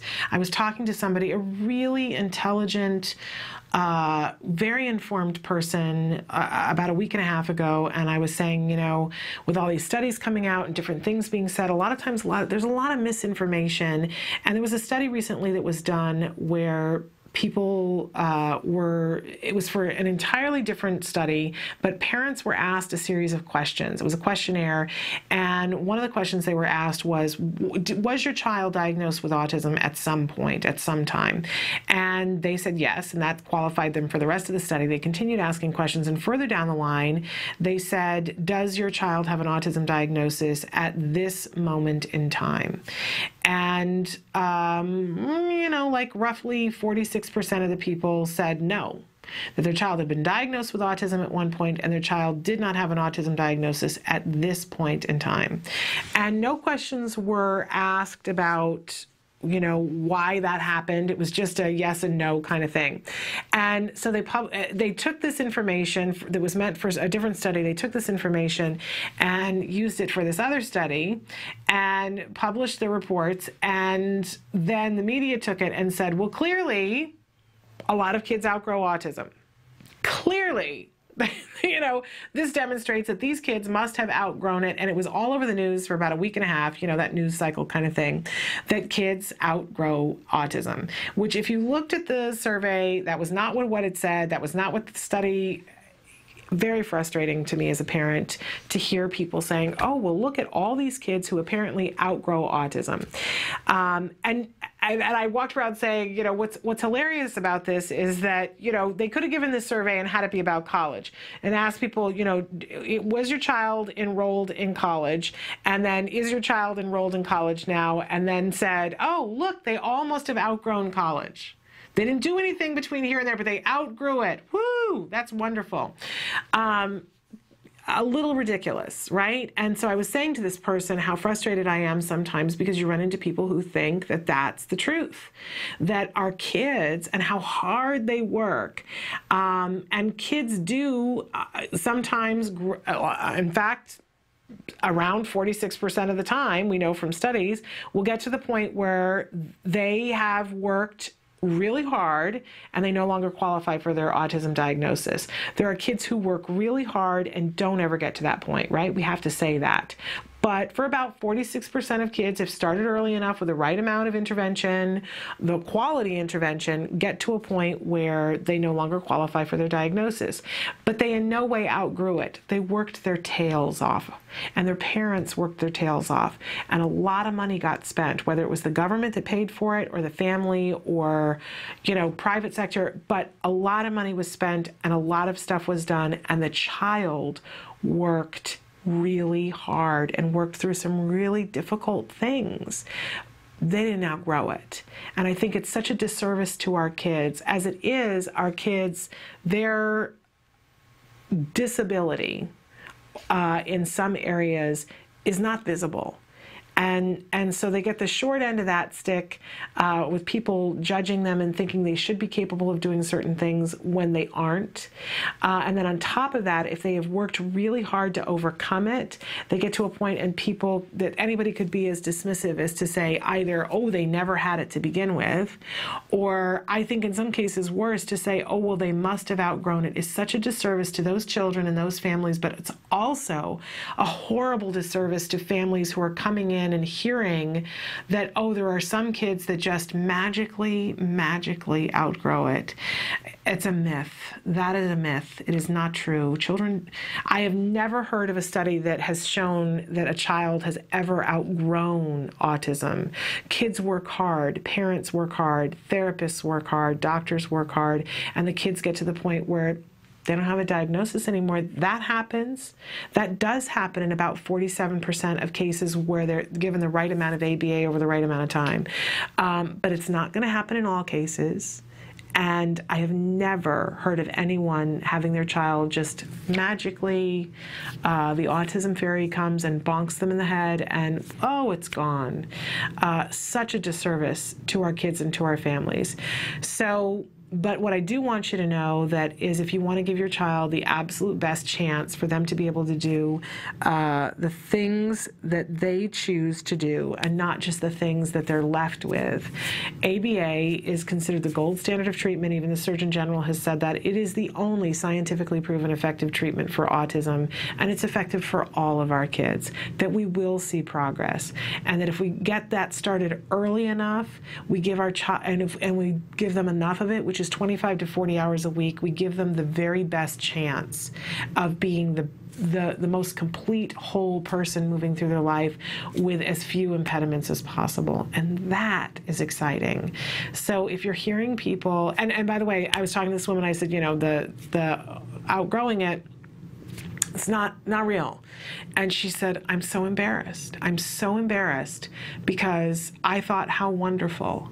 I said, well, don't be embarrassed. I think we all, you know, want to be told that it's some pretty fabulous thing that you don't have to do a lot of hard work. Wouldn't we all love that? But it's not true. It's not true, and it's a disservice to our kids, whether they're newly diagnosed or been working hard. So there we have it. Big myth. Punched, right? Stick with us. We're going to take a break, and when we come back, we're going to talk about a success at school tip, how we can set our kids up to be more successful. Back in a minute.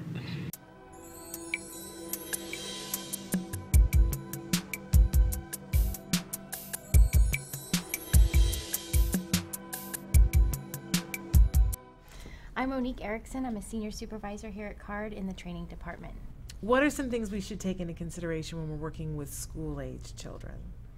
I think when you're looking at school-age children, what you need to consider is, one, that they're in school all day. They're school-age. So what that means to us is that they're going to be tired by the time they get home. They're having a full day of hopefully demands being placed on them so that they're learning in that environment. But by the time they're home, you know, they've had a pretty good full day at that point already, so you're looking at catching them at the end of their day, the tail end. So I think that's a really big consideration when you're looking at realistically how much time can you get into that day, what can you expect from them at that hour of the day, and so forth. Realistically, how long can they work?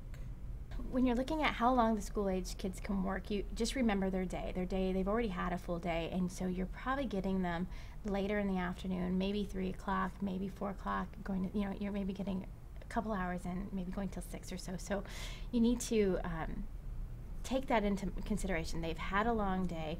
How long they can work really depends on that child and engaging, you know, like, you know, when do they start to lose focus? When you know, I've given them breaks and they really can't refocus. That by 5:30 they're done, and it's too difficult, or it's not really effective anymore to move forward later into the evening. So I think that, again, looking at the child as an individual and just gauging how long can they go. It's not going to be, you know, you're not going to be getting 4 hours in after a long school day. That's much too much to expect. How often should we give a school-age child a break, and how long of a break should it be? Just by the unfortunate nature of the day, you're running out of time, so there isn't a really big gap between them getting home typically and when you can get that last stretch of that teaching time in. So you want to give them a break. You may have to get started sooner than, maybe they could use a longer break, but there really isn't time to allow for that. A good way to do that is just kind of ease into your session. So maybe start with those lighter lessons that you might have. If you're working on adaptive skills, maybe starting with some of that stuff, maybe having a snack and building into your session so that you go to those more difficult things. But also keeping in mind that you also don't want to say the most difficult thing for the 6 o'clock hour, because that may not be the best time to do that either, because it is such a long day. So I think you have to really know your child, gauge how that day was. Are they really spent from the day that they've had so far? And organize yourself accordingly. And that may vary from day to day. But I do think starting with maybe a snack or easing into that session a little bit with some lighter lessons is a good idea. How do you keep a school-age child motivated? I think that there are school-age children that are difficult to motivate or may have different motivators, and there's younger children that are difficult to motivate. So it really is probably a more individualized, looking at that individual person and seeing what is motivating to them and what we need to do. So it might be a little bit different more with older children, but I think that that's probably something we're always looking at when we're doing this type of intervention. Where can we go to look for ideas of how to motivate them? When you're looking at motivating our school-age children, I think you want to first, they're an individual, look at what's reinforcing to them. Every child is going to be different, so it's really hard to say this will work for this child, this won't. You have to really look at that child as an individual and assess what they like and may not like. Some good strategies or thoughts, that might help you is maybe looking at their typical peers and what are they doing? What are those school-age children doing? What do they like to talk about and what are they playing with? And try to introduce those to our children. They may take to them right away and they may not, but if you introduce them and kind of guide them in that direction, we might be able to get them on more age-appropriate, types of reinforcers that will be able to mesh better with their peers when we get to the point of having play dates and so forth and working on those social skills. And what should our expectations be of working with a school-age child? When you're working with school-age children, some of the things we can expect is, hopefully at that point we have some of the behaviors under control. They're better able to attend and participate in their lessons, but the curriculum starts to change. What we're working on tends to change, and so it may not be going as fast and making these huge leaps and bounds with some of the curriculum areas that we had early on that are more kind of just things that they can memorize and add to their repertoire, like expanding their noun repertoire, their names of objects and so forth. The curriculum starts to get a little more advanced and requires more, so it may take a little bit longer to go through those programs, and that's okay. You should know that because that's what's expected. It's going to take longer to learn some of these skills. We're looking for concept formation versus just memorizing certain information or facts. So I think that that's one thing you can expect. May not go as fast, but that's okay. I think that's how it is moving through the curriculum. Maybe that they may not have the same amount of energy because they are in school all day and it is the tail end of the day. They are possibly tired, so it may not, you may require more energy on your part or more resourcefulness in coming up with those reinforcers and keeping them motivated and keeping them going. Reading their body language. Do I need to take a break? Do I need to let them get up and move around a little bit to pep them back up so we can keep going?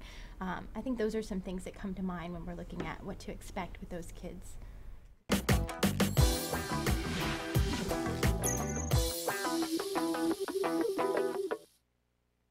Welcome back to Autism Live. I'm Shannon Penrod. We're here at the Center for Autism and Related Disorders headquarters in Tarzana, California. It's Monday, and I promised you that we would give you a success at school tip.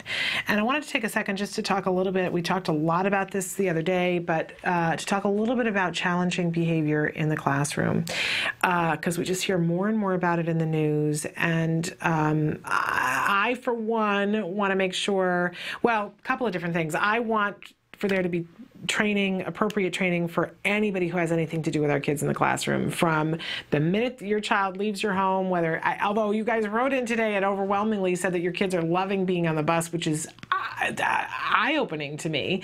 But I want for all of our vehicle drivers to the people who work in the line at the lunch and recess, to the people who are out on the playground, and of course our teachers and aides to get training appropriate training in challenging behavior, whether it's for kids on the autism spectrum or something else. It just seems to me that, we can talk and talk and talk about bullying and so many other things that happen in the schoolyard, but if we had people appropriately trained in how to deal with challenging behavior, I just feel like we would not be having the problems we're having. And our expectation that these people could somehow magically know how to work on it on their own without being given tools, I think is preposterous. But in the meantime, while we're working on that as parents, we can help our child's team and the people who interact with our child to cope better with challenging behavior by giving them some tools that will help our individual specific child. So the first thing that I would recommend is that at home you look at what some of the different things are, the routines of the day, and the things that you think your child is going to have the most difficulty with that coincide with their challenging behaviors. So if you know, for instance, that your child has a hard time transitioning from a preferred activity to a non-preferred activity, and as a result, your child will tantrum and potentially kick or hit or bite, then that's something that you're going to want to target at home and start in the comfort of your own home practicing, having your child doing a preferred activity and then having to switch to a non-preferred activity, giving them the words to say to be able to express themselves and their feelings so that they're not having to hit or kick or bite, and rewarding them for when they appropriately transition from the preferred activity to the non-preferred activity. And you can practice those skills at home. Then you can take it and do it in a play date at somebody else's house, and then take it and do it in a public setting, ramping up towards being able to do it at school. That you practice and practice and practice, and you reinforce and reinforce and reinforce, and you give replacement behavior, so that if your child is struggling, that that they can potentially ask for a break, or that they can ask for one more minute. Now, that's going to be hard sometimes, because if they're in the preferred activity, let's say they're doing arts and crafts and they're having to transition in circle time to go over to where they're reading, and that's a non-preferred activity for your child. And you've been teaching her at home and saying, well, if you ask for another minute, then I'll give you another minute. Well, that's all very well and good, but is the teacher going to be okay with that, or is it going to mess up the whole class and the teacher is going to say, I'm sorry, I just can't do that? Because we don't want to be training a replacement behavior that isn't going to be appropriate for the setting in which we're hoping to implement it, right? So this means potentially having a conversation with the teacher beforehand, saying, if my child is struggling, what is something that would be appropriate in your classroom, right? And getting their feedback. I have to say that teachers, some of them go, oh, I never really thought about that, but hey, what if we were to try this? I think they really appreciate it when you're giving them a tool and saying, we're working this on home, not just going, well, it's your problem, you figure it out, because they do get that, you guys. They get that from parents, and they get that from administrators. So when we say, hey, I want to work with you on this, and so we've been thinking ahead, but what would work for you? I think most of them really appreciate it. Sometimes they're going to say, I don't know, what would you recommend? And then you can come back with some suggestions and say, well, here's what works at home. Sometimes just telling the teachers, here's the language that we use at home. I have a friend that the words that she used at home to get her child to calm down were so different than the words that we used to get my child to calm down. If my child was getting upset or starting to talk loud and things were escalating, the phrase that we would use was, hey, dial down. And that would be his cue, and we had built that in so that he would know, oh, okay, I'm being a little too loud and I need to calm down a little bit, and here are the things that I do to do that. But that was the phrase that we used, was dial down. Now, that is certainly not everybody's expression, right? And I can't remember, of course, it's slipped my mind now, what the expression was that they used in her household, but it was like the complete and polar opposite. And had my son gone to school and the phrase that was used for her child, he would have heard that, but not known what it meant, and it wouldn't have helped to calm him, and vice versa. If they had said dial down to her child, he would have been like, there are no dials. What are you talking about? So giving your teacher the cues that you use at home and saying, here's what works at home. This is the 2-word phrase that he knows this is over, or it's time to switch, or that we're ramping up towards something else, or whatever it is. Give your teacher the lingo. Even if you have to put it on a card and laminate it and give it to them, give them the keys to the kingdom. If you know that this is what your stop is when you're getting to meltdown, tell them. Set your child up for success. Set your teacher up for success. Don't make them have to be a mind reader. And again, practice the stuff at home so that you're always ramping up towards the things so that nothing, there are always going to be things that are brand new and that your child doesn't know what the circumstances are. But if we can minimize that, anything that we could get to ahead of time and demonstrate it, sometimes a teacher will even say, hey, why don't you bring your child the day before school and we'll kind of walk through and I'll show them this is where your desk is.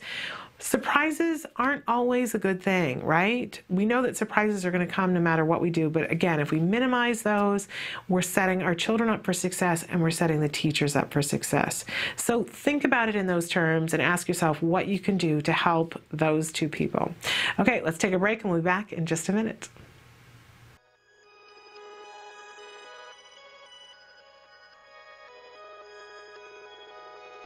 When Maddie was diagnosed, I'll be honest, I was very ignorant on what autism was. I knew that autism was basically something that hit boys at the age of 2 to 3. They shut down, and sometimes you think of the typical Rain Man movie. And with Maddie, she was doing all the same signs and symptoms of a typical child with autism spectrum disorder. Stand up. She didn't even acknowledge us coming into the room. She had barely any eye contact.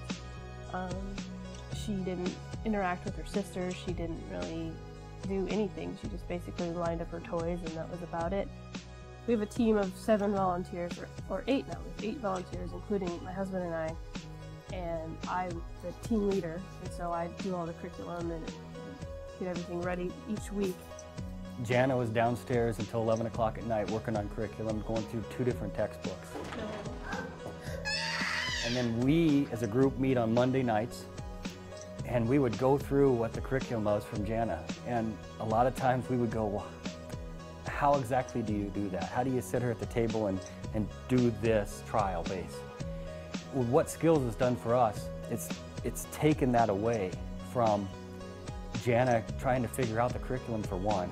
She can go down, or even our laptop, and she can sit down and through all these questions, it comes up with the different programs.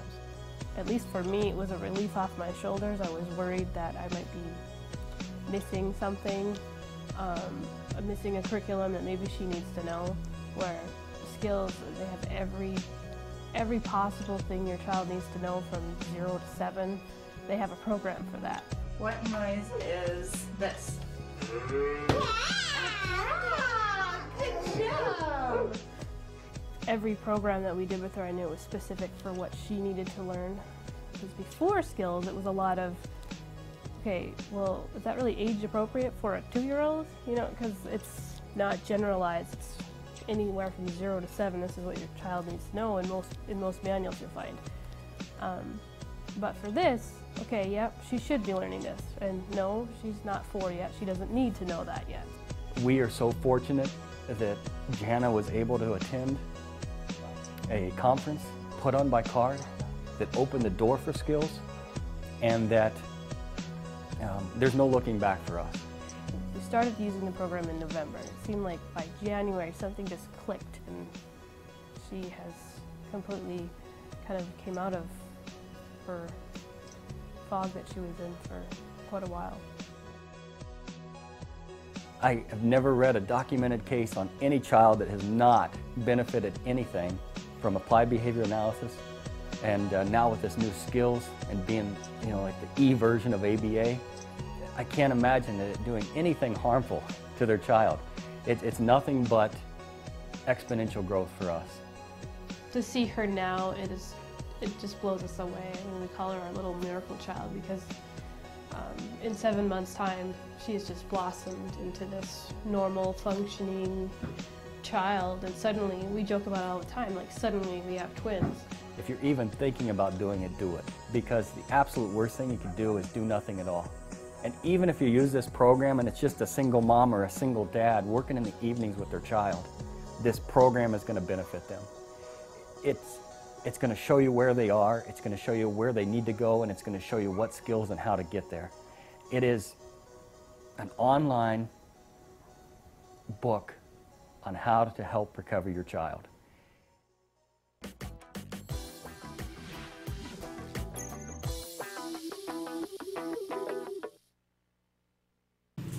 Welcome back to Autism Live. I'm Shannon Penrod, and for the next two segments, we're going to talk about DTT and NET.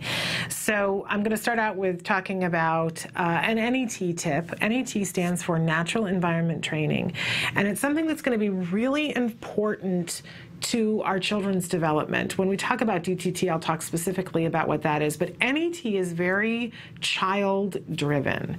It's when we're working with our child and we're allowing their desires of what they wanted to do, what they want to do, how they want to interact, how they want to play, to take the lead. And it's a really important part of ABA because it's going to help us to achieve generalization, it's going to help us to achieve rapport with a child, and it's going to give us an opportunity to allow their individuality to come through. And honestly, it's just more fun. I know people who love to do DTT, and bless them. Bless them, bless them. But I'm willing to do DTT, and I see the benefit of DTT, but it's less exciting to me than NET. I love the opportunity to make every single moment a teaching moment and to help my child to follow his passion. So we've been talking throughout the day about how important it is to take a look at what your child's strengths are and what your child's weaknesses are. In fact, in the skills program, there are even lessons to help your child to identify what their strengths and weaknesses are so that they can address them. And I think that's a really important set of lessons. But for us as parents to know, okay, this is where my child's abilities are. What's the area that they're strongest in, and what's the area where they really need to catch up in? Because a lot of times being able to use the strength to address the weakness is a really compatible thing to do. And I hear parents with children with autism, you know, when you ask a parent, say, so what's your child into? And there's usually something that the child is really passionate about and something that often they're really good at. And they sometimes go hand in hand. I just went to these two autism events in the last week, went to the LA Walk Now for Autism, and then this last week was in Oswego, New York, and went to their family fun autism walk. And it's so interesting to meet and greet with the different parents and say, okay, what's your kid into? Because the parent lights up, and so does the child. We showed a clip last week of some of the different interviews that we did when we were at the LA Autism Walk. And there was one, I don't know whether his name was Jason or it was something with a J, but they were the whatever his name was, Jedis. That was what the team was. And I said, oh, you must be into Star Wars. And you just saw the mom light up and she was like, oh, he's so into Star Wars. And then I talked to the child and he was like, oh, yeah, I love Star Wars. And then we talked about Legos. And I said, oh, where's my son? He was somewhere also at the walk, not with me, with his dad at that moment. I said, oh, the two of you should get together and play together. But we got so excited talking about the things that they were really into. And through the course of this, I was said to this young man, I said, you know, so are you really into science too? Because there were so many other things that matched with my son. And he said, yeah, I love science. I want to go to school to be a scientist. And I said, oh my gosh, this is so great. And what in particular? He said, I want to clone things. And, you know, just wanted to hug him and say, and, you know, so here's this child who clearly has this passion. And the mom was saying he's always reading science books. The dad says, oh, you know, he's so into it, right? So the family is supportive because why wouldn't they be that he's into science? And you know, so then you start to think as a parent, okay, so what kinds of things do we want to do with our free time? And in NET, it's driven by the child. So you're asking the child, what do you want to do? Sometimes we want to, like, you know, the child is not going to know everything that's available to do, but clearly if we've got a child who's into science, it's going to be something that we do occasionally is go to see something that has to do with science. For my son, because he's into the space end of science, if we have an opportunity to go for a stargazing event where they have telescopes that are set up that he can look through, a lot of times those things are free, right? And I can think of a time about a year ago, one of the local colleges does 2 or 3 times a year, if there's an event that's coming and it's on a weekend, they set up on top of this hilltop and they invite people to bring these telescopes, and they give a lecture. Somebody comes and gives a lecture on the side of the mountain, and then you can go and look. And we got to look through a telescope and see Saturn through a telescope and see the rings. Now, I didn't know that you could do that. I'll be honest with you, I had no idea that through a regular telescope you could see the rings of Saturn. And it was a big telescope, I will say that. It was very reinforcing to the whole family. We just thought it was the coolest thing ever. But my son was so excited. And we went to this event and we said, do you want to go to this? Yes, he wanted to go to this. And while we were there, we worked on a bunch of other skills because he was already being reinforced by the thing that was happening.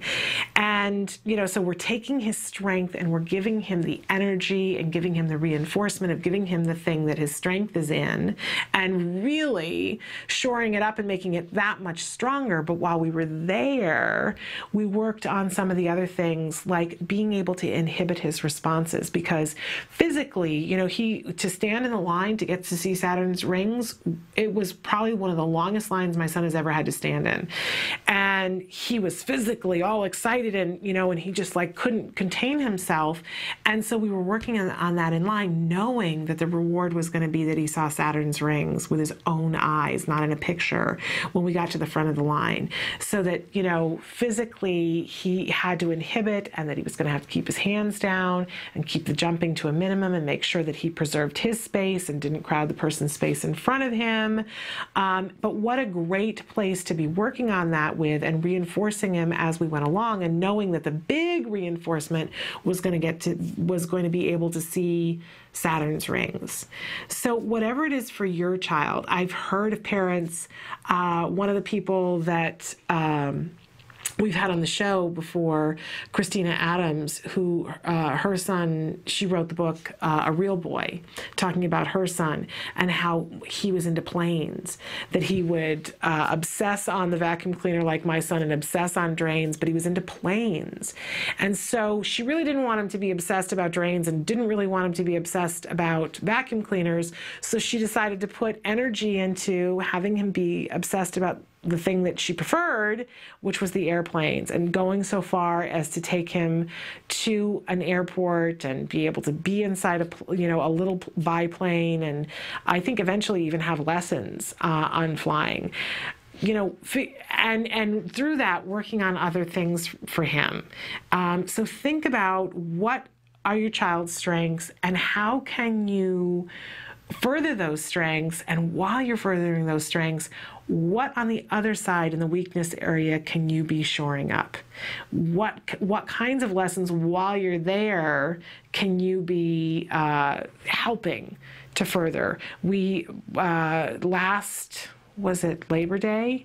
I took my son, one of his favorite people on the face of the earth, a little girl that he met in kindergarten that he still, all these years, is enamored of.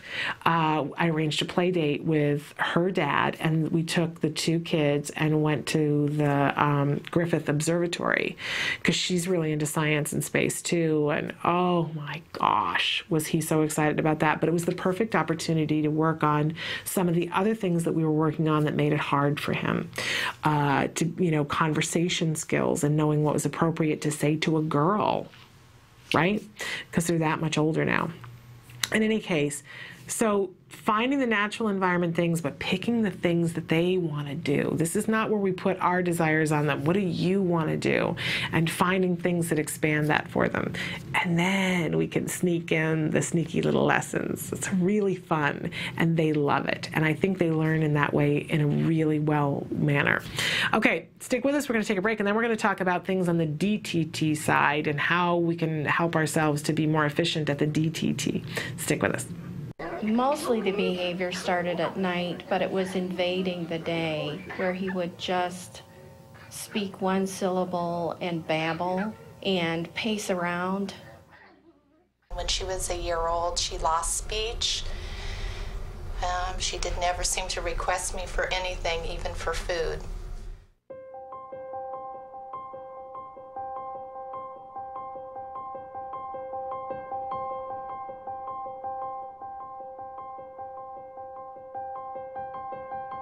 He told me over the phone that I should just put her in an institution. I was devastated. I was an institution, a hospital. Yeah, isn't that nice?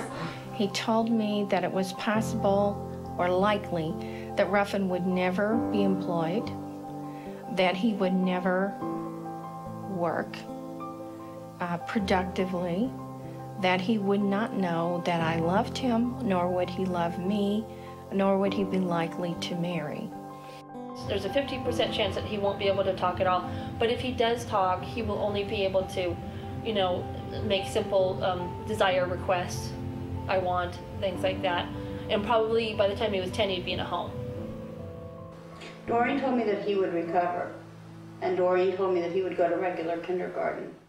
I really have a very normal kid now, and lots of normal worries, but not extraordinary ones.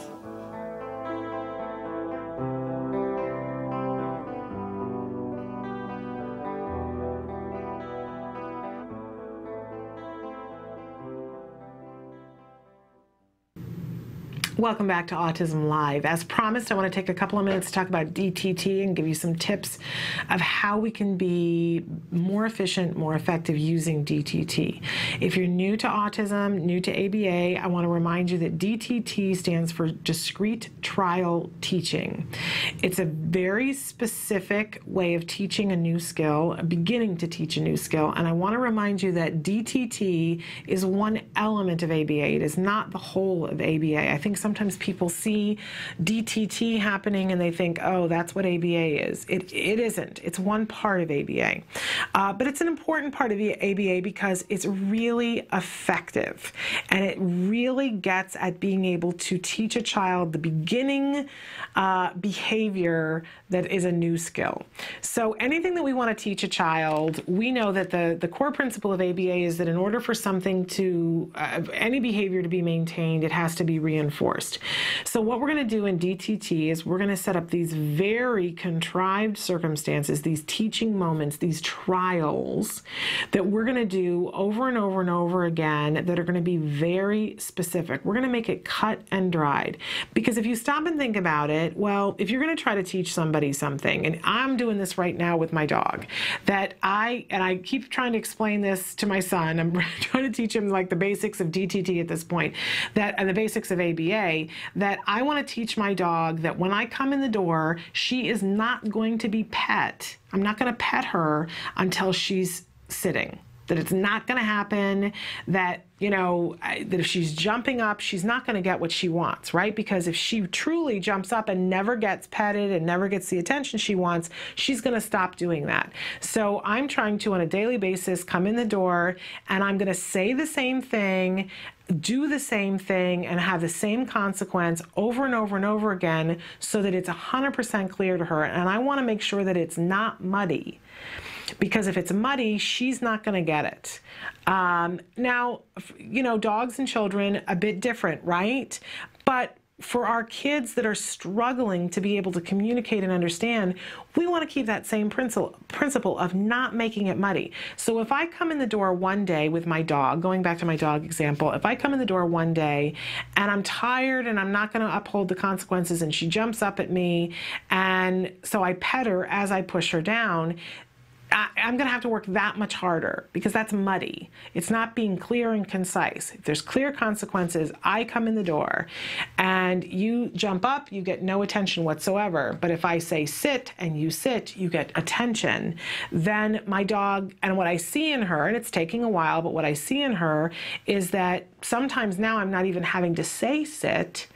I come in the door and she gets all excited and runs around me, not so much jumping up anymore, but I'm doing whatever, and then I'll turn and she's seated and I lavish her with praise, right? So she's gathering that skill, and eventually I don't know that she's ever going to get to the point where she doesn't run around in a circle, right? We can't expect too much, but she is already getting to the point where she's sitting and then lavish. Okay, so one of the really important parts of that is the reinforcement, lavishing her with the praise and giving her the thing that she wants, which is to be petted. Same goes for us, by the way. You know, if we do something and we always get a response, then we're going to, and it's a response we like, we're going to continue doing it, right? So how can we use this with our kids? When we're teaching them a skill, we want to reinforce the things that we want to see over and over and over again.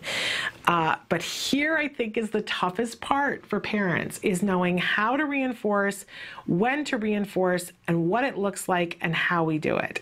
You guys write in more questions about reinforcement than anything else, so I want to keep going back to it. So the first rule in reinforcement is that we have to be very careful that we are not putting our thoughts and desires onto this, right? So easy to do. Like the bus ride, I hated riding the bus. So I'm shocked that you guys all wrote in and said that your kid's favorite part of the day is riding on the bus. I go, really? Because I don't find the bus reinforcing, and I didn't as a child. I don't get it. And we do that all the time. We put our desires onto it and think, well, you know, I love ice cream, so surely my child must love ice cream, right? Except my child doesn't. He hates the sensation of cold and creamy. I don't get it, but what I do know is that that's not reinforcing to my child, so I'm never going to reinforce him with something that's cold and creamy. You can reinforce me with cold and creamy all day long, right? But it's not what's going to work for my child. So we have to, first of all, be specific to our child and leave our desires separate. So how do we find out what our child finds reinforcing? If they're old enough and they're able to communicate enough, of course we can ask them, and we're going to get to that point with our kids. But in the beginning, we can't ask them, right? They don't understand what we're saying and they don't know how to tell us. But even with small babies, you can, or with children who have no functional communication skills, you can line stuff up in front of them and see what they take. So we're going to get into objects in the beginning, and that's okay, because if we're using objects in the beginning, it's going to be very easy to see what they gravitate towards and what they don't gravitate towards. That's going to be our first clue, and it's going to help us to work in a direction so that we can get functional communication skills, so that eventually we can be doing more than just objects. And I do want you to know that it starts out that way, that it's objects and food usually in the beginning.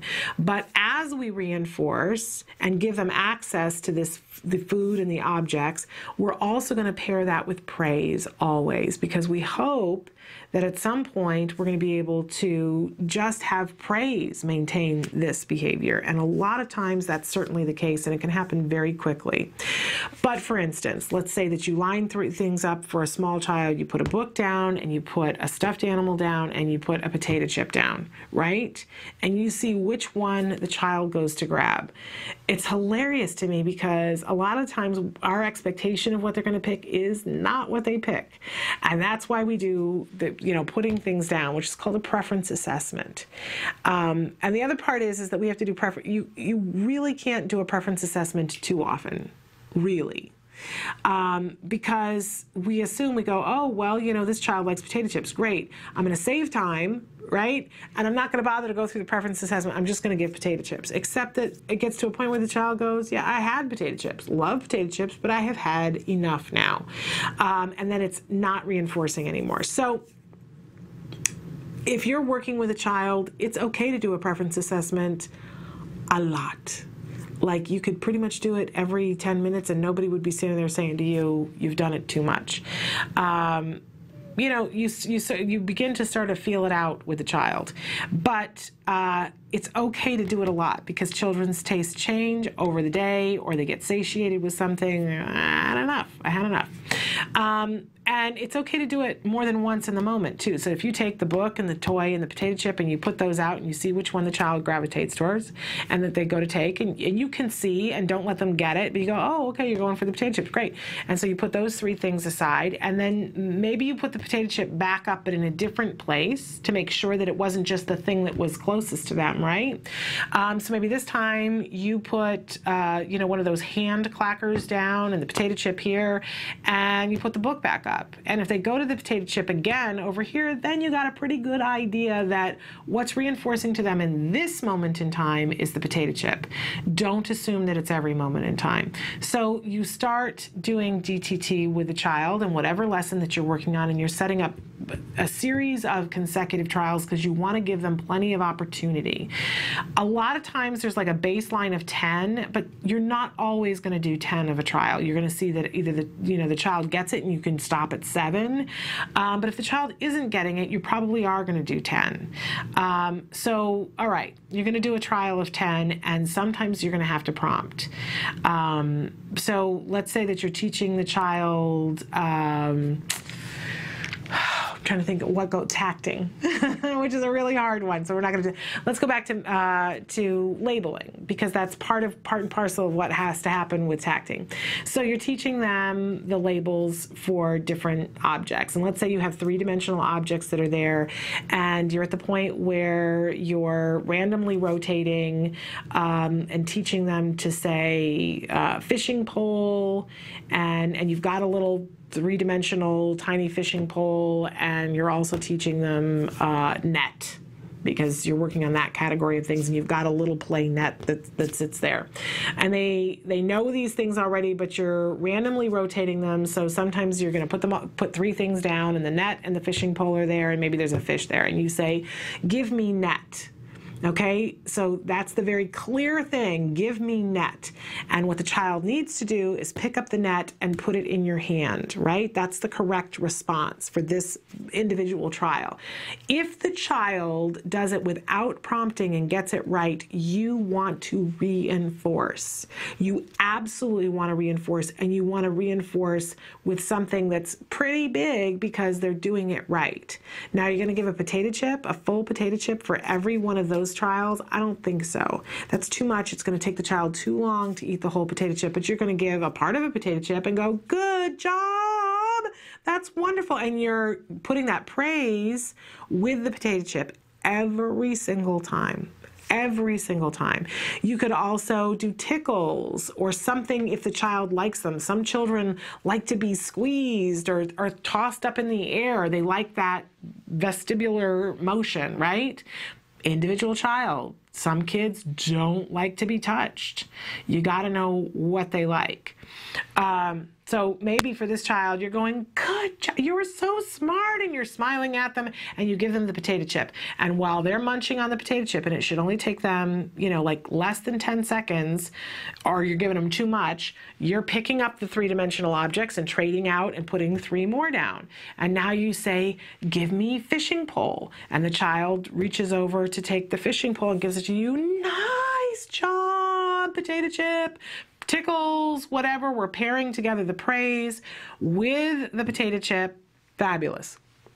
Picking them up again. Now that was 2 trials, and in both of those cases the child got it right. But in some cases the child is going to get it wrong, right? And there are a couple of things that we can do. As if I say, give me the fishing pole, and they go to take the net, and I see the child go for the net, I can take the child's hand and go, wait a minute, and now I can say, give me fishing pole, and I'm prompting now. I'm using my finger. I didn't let the child actually get to the wrong response, and I didn't say, nope, right? I might do that later on when the child is older, but in the beginning, I'm going to focus on all the good stuff. So if I see the child reaching for the net, I'm going to go, oh, wait a second, hands down, give me fishing pole, and point to the fishing pole. If the child still can't do it and goes for the net, I can go, oh, wait a second, and then I start again. Give me fishing pole, and I'm going to reach over and take the child's hand and put it on the fishing pole and go, good fishing pole, yay, that's wonderful. And I'm giving the praise, but I'm not going to give up the potato chip at this point, because I had to help them, right? I'm still praising, good fishing pole, that's fabulous, right? And the child's going, wait a second, I didn't get my potato chip here. Something is not right here. And I'm going to rearrange the order and put the fishing pole over here, and I'm going to say, give me the fishing pole, and I might prompt again, right? Or just, make it smaller and smaller, and they go, oh, I got to do the fishing pole. Now, if they're doing it on their own, right? I'm not having to do a physical prompt and all that stuff. I might give a teeny, you know, you got to gauge it, but I want to make sure it's reinforcing enough that I go, yes, that's the fishing pole. And I might give a teeny piece of potato chip, but what I really want is for the child to do it completely on their own. So I'm going to keep fading back my prompts. I'm going to pick it all up again, maybe put the fishing pole in the middle and say, give me fishing pole. And they give me the fishing pole. Yes, quick, the potato chip. Because I want the child, in the beginning, the child is not going to get, okay, it's fishing pole, but they get, hey, something happened and it went well and I liked how it went. I want to do it again. I want to do that again. And from there is the seed to everything. So, in this point, at this case, I'm gonna do 10 trials, and some of them they're gonna have gotten wrong because a response that is prompted is not counted as a right response, right? But I'll go through 10 trials and take my data on how many times they did it without prompting, how many times they did it with prompting, how many times they just flat out had it wrong. Whatever it is, but at the end, you always kind of want to end on a good note. So hopefully by the 10th trial, even if you're having to prompt them, that they get it right, and then we're going to reinforce that they did the work. So we're going to save the biggest praise for the end and hopefully have them get it right. You may have to go to 11 to get it without a prompt, right? Or to get it with a smaller prompt, and then maybe you give them half the potato chip or the full potato chip and say, go play, you can go play now. Because that's when you're going to write down your numbers and go, okay, here's what went well, here's what we need to work on, here's what I noted, whatever, but I got my numbers here. They did it 6 out of 10 times, so we're at 60%. Yesterday we were at 50%. We're progress, right? But giving them that ultimate reinforcement that you get, a little bit bigger the potato chip and you're getting to go play, you're getting to do something that you want to do. By the way, some children don't find play reinforcing, so they're not going to want to play. Maybe they want to get on your lap, which makes it harder to take your notes, but we want to make sure that we reinforce and let them know that it's pleasant. The DTT, it doesn't last long, it's pleasant, and when you're done, good things happen, right? So that's our DTT tip for the day. Stick with us. When we come back, I'm going to share some pictures of being at the Oswego Family Fun Autism Walk on Saturday. Stick with us.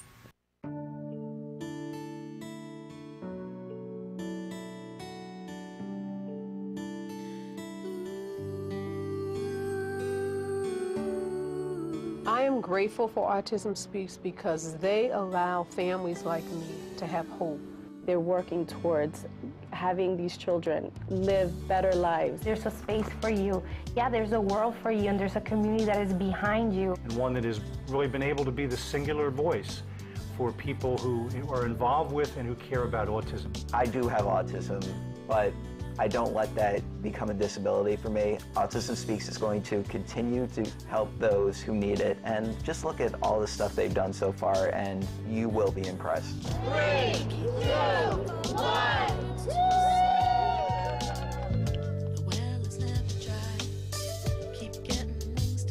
And you need to support the walks. We have to raise awareness, but we also have to raise funds to do the work. I'm grateful for Autism Speaks for one main reason, is they are allowing me to focus on the research. The work that Autism Speaks has been doing is critical for keeping autism research on the radar screen.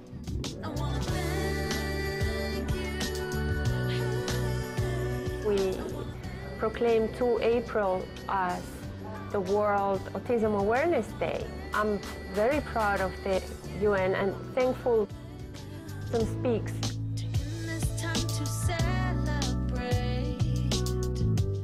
Getting the health mandate bill passed in New Jersey particularly, we needed to be able to make an argument, not just do this because it's the right thing to do, but do it because it's cost effective.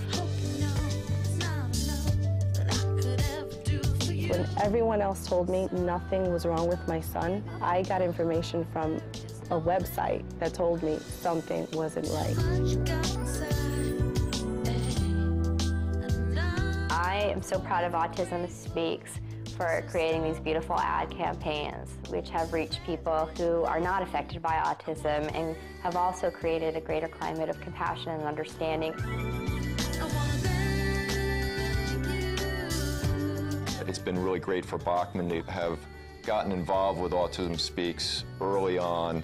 I think everybody here feels like they really make a difference. To make sure that we generate as much money as we can for Autism Speaks so we can all solve this puzzle together.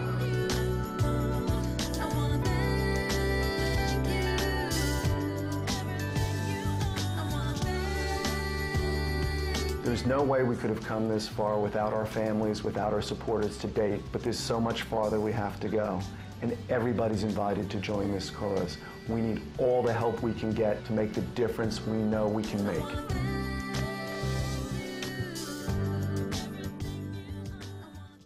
Welcome back to Autism Live. I'm Shannon Penrod, and oh my gosh, I didn't realize how late it was. A couple of different things that I want to talk about because I promised you that I would give you guys a funding tip.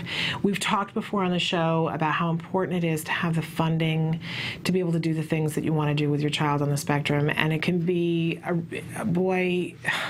it can be debilitating, it can be the thing that makes it more stressful, it can be the thing that tears apart your relationship because money, and when you need it for something as serious as helping your child, right? It can be a mess. So figuring out all your different funding sources is a part of this journey, and managing it is something that's really important. So a couple of quick things. You know, we've talked before about making sure that your insurance company, that you're figuring out if you're covered by insurance. That's like first line of defense. Also going to your local support group and your global support group to see how the other people in your area of the world are funding it.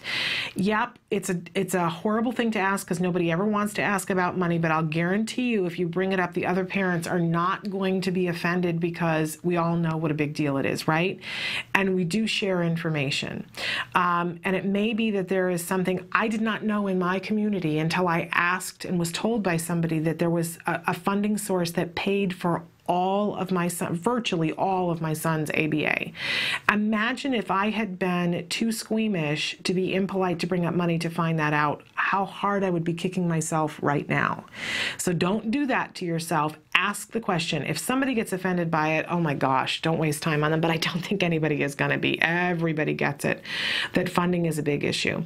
So if there is somebody that funds it locally, you know, woohoo, fabulousness. Don't be afraid to ask it. There are so many other things. There are grants. I want to remind everybody that I think today is the last day for this quarter to put in a grant request for ACT Today, Autism Care and Treatment Today. Go to www.act-today.org and put in your grant request. They're the real deal, you guys, and they give out hundreds of thousands of dollars worth of grants to real families for what they need. So please take advantage of that. Yes, there's a waiting list, but you might as well be on it, right? Why not be on it? Also, we've talked about other people who give grants, but today I want to talk specifically about loans. You want to be really careful about loans because you don't want to dig a hole deeper than you can get out of, right?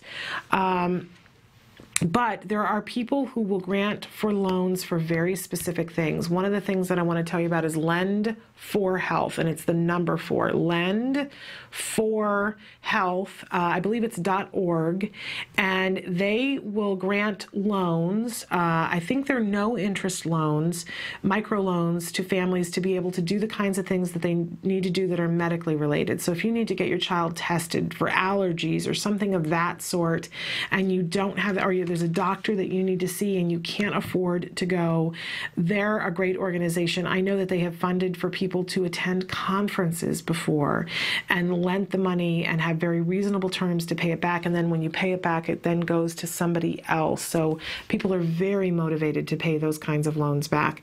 And so that's lendforhealth.org, I believe it is. And then the other big one that I'm a huge fan of is the Jewish Free Loan Association. And the reason why I'm a big fan of them is because they saved my keister. We were in a situation where we were having to pay for services that the school was providing out of pocket and then submit a bill and the school would reimburse us.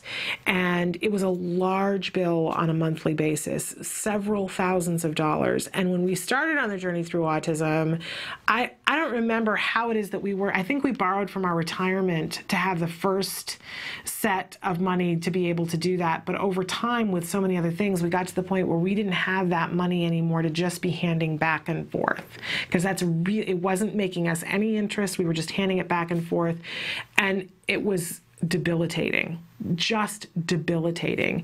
And we didn't know what to do, how to continue. And we went to a resource fair, and there was the Jewish Free Loan Association. And I picked up a flyer from everybody. And as I was walking by, and I saw, loans to be able to get through when you're having to pay up front, and there's a name for it. I can't think what it is at this moment in time. And I remember saying, well, but I'm not Jewish. And the woman just laughed, and she said, oh, we don't care. We want to help you. It was an interest-free loan. We paid the whole thing back, and I'm thrilled to have had, and they were so sweet about it. Can I just tell you, they were fabulous. So Jewish Free Loan Association, you can look it up online, and I think that they're everywhere. And so if there's something that you need, they're going to ask really specifically what you need the money for, but a fabulous organization. I wish that there were more organizations like that. So, but make sure that you don't take more than you're going to be able to pay back, because that's another stress, and we don't want to do that, right? I also have to end talking about that. I said these 2 events that I went to, and you saw clips from, and you'll see again this Wednesday, some of the stars that we interviewed at the LA Autism Walk. But this last Saturday, I happened to be in New York for something un-autism related. I know, how could that have happened? But I was adjudicating a drama festival at the college there, and there's a woman that I have been friends with for the last couple of years on Facebook. And we're going to start to see some of the pictures from the Oswego Autism Walk. I said to her, I've never gotten to meet her in person. Her name is Karen Delaney. And I said, I'm going to be in town for 7 seconds, but if you get an opportunity, this is where I'm going to be. And she wrote back and said, well, wait a second, it's our walk, and if you can come by. I had to leave before the walk actually started to catch my flight, but I love this sign that was up on, I had to take a picture of it. Someone with Asperger's really is like you, just more extreme. But Emily's going to show you some of the pictures, and I got to these wonderful kids that were there and were setting up while I was there. But I got to meet this wonderful, lot of moms, some dads too, who were setting up and getting ready for their resource fair with lots of different things for the kids to do. There were bouncy houses and crafts for them to do. I got myself a couple of those t-shirts.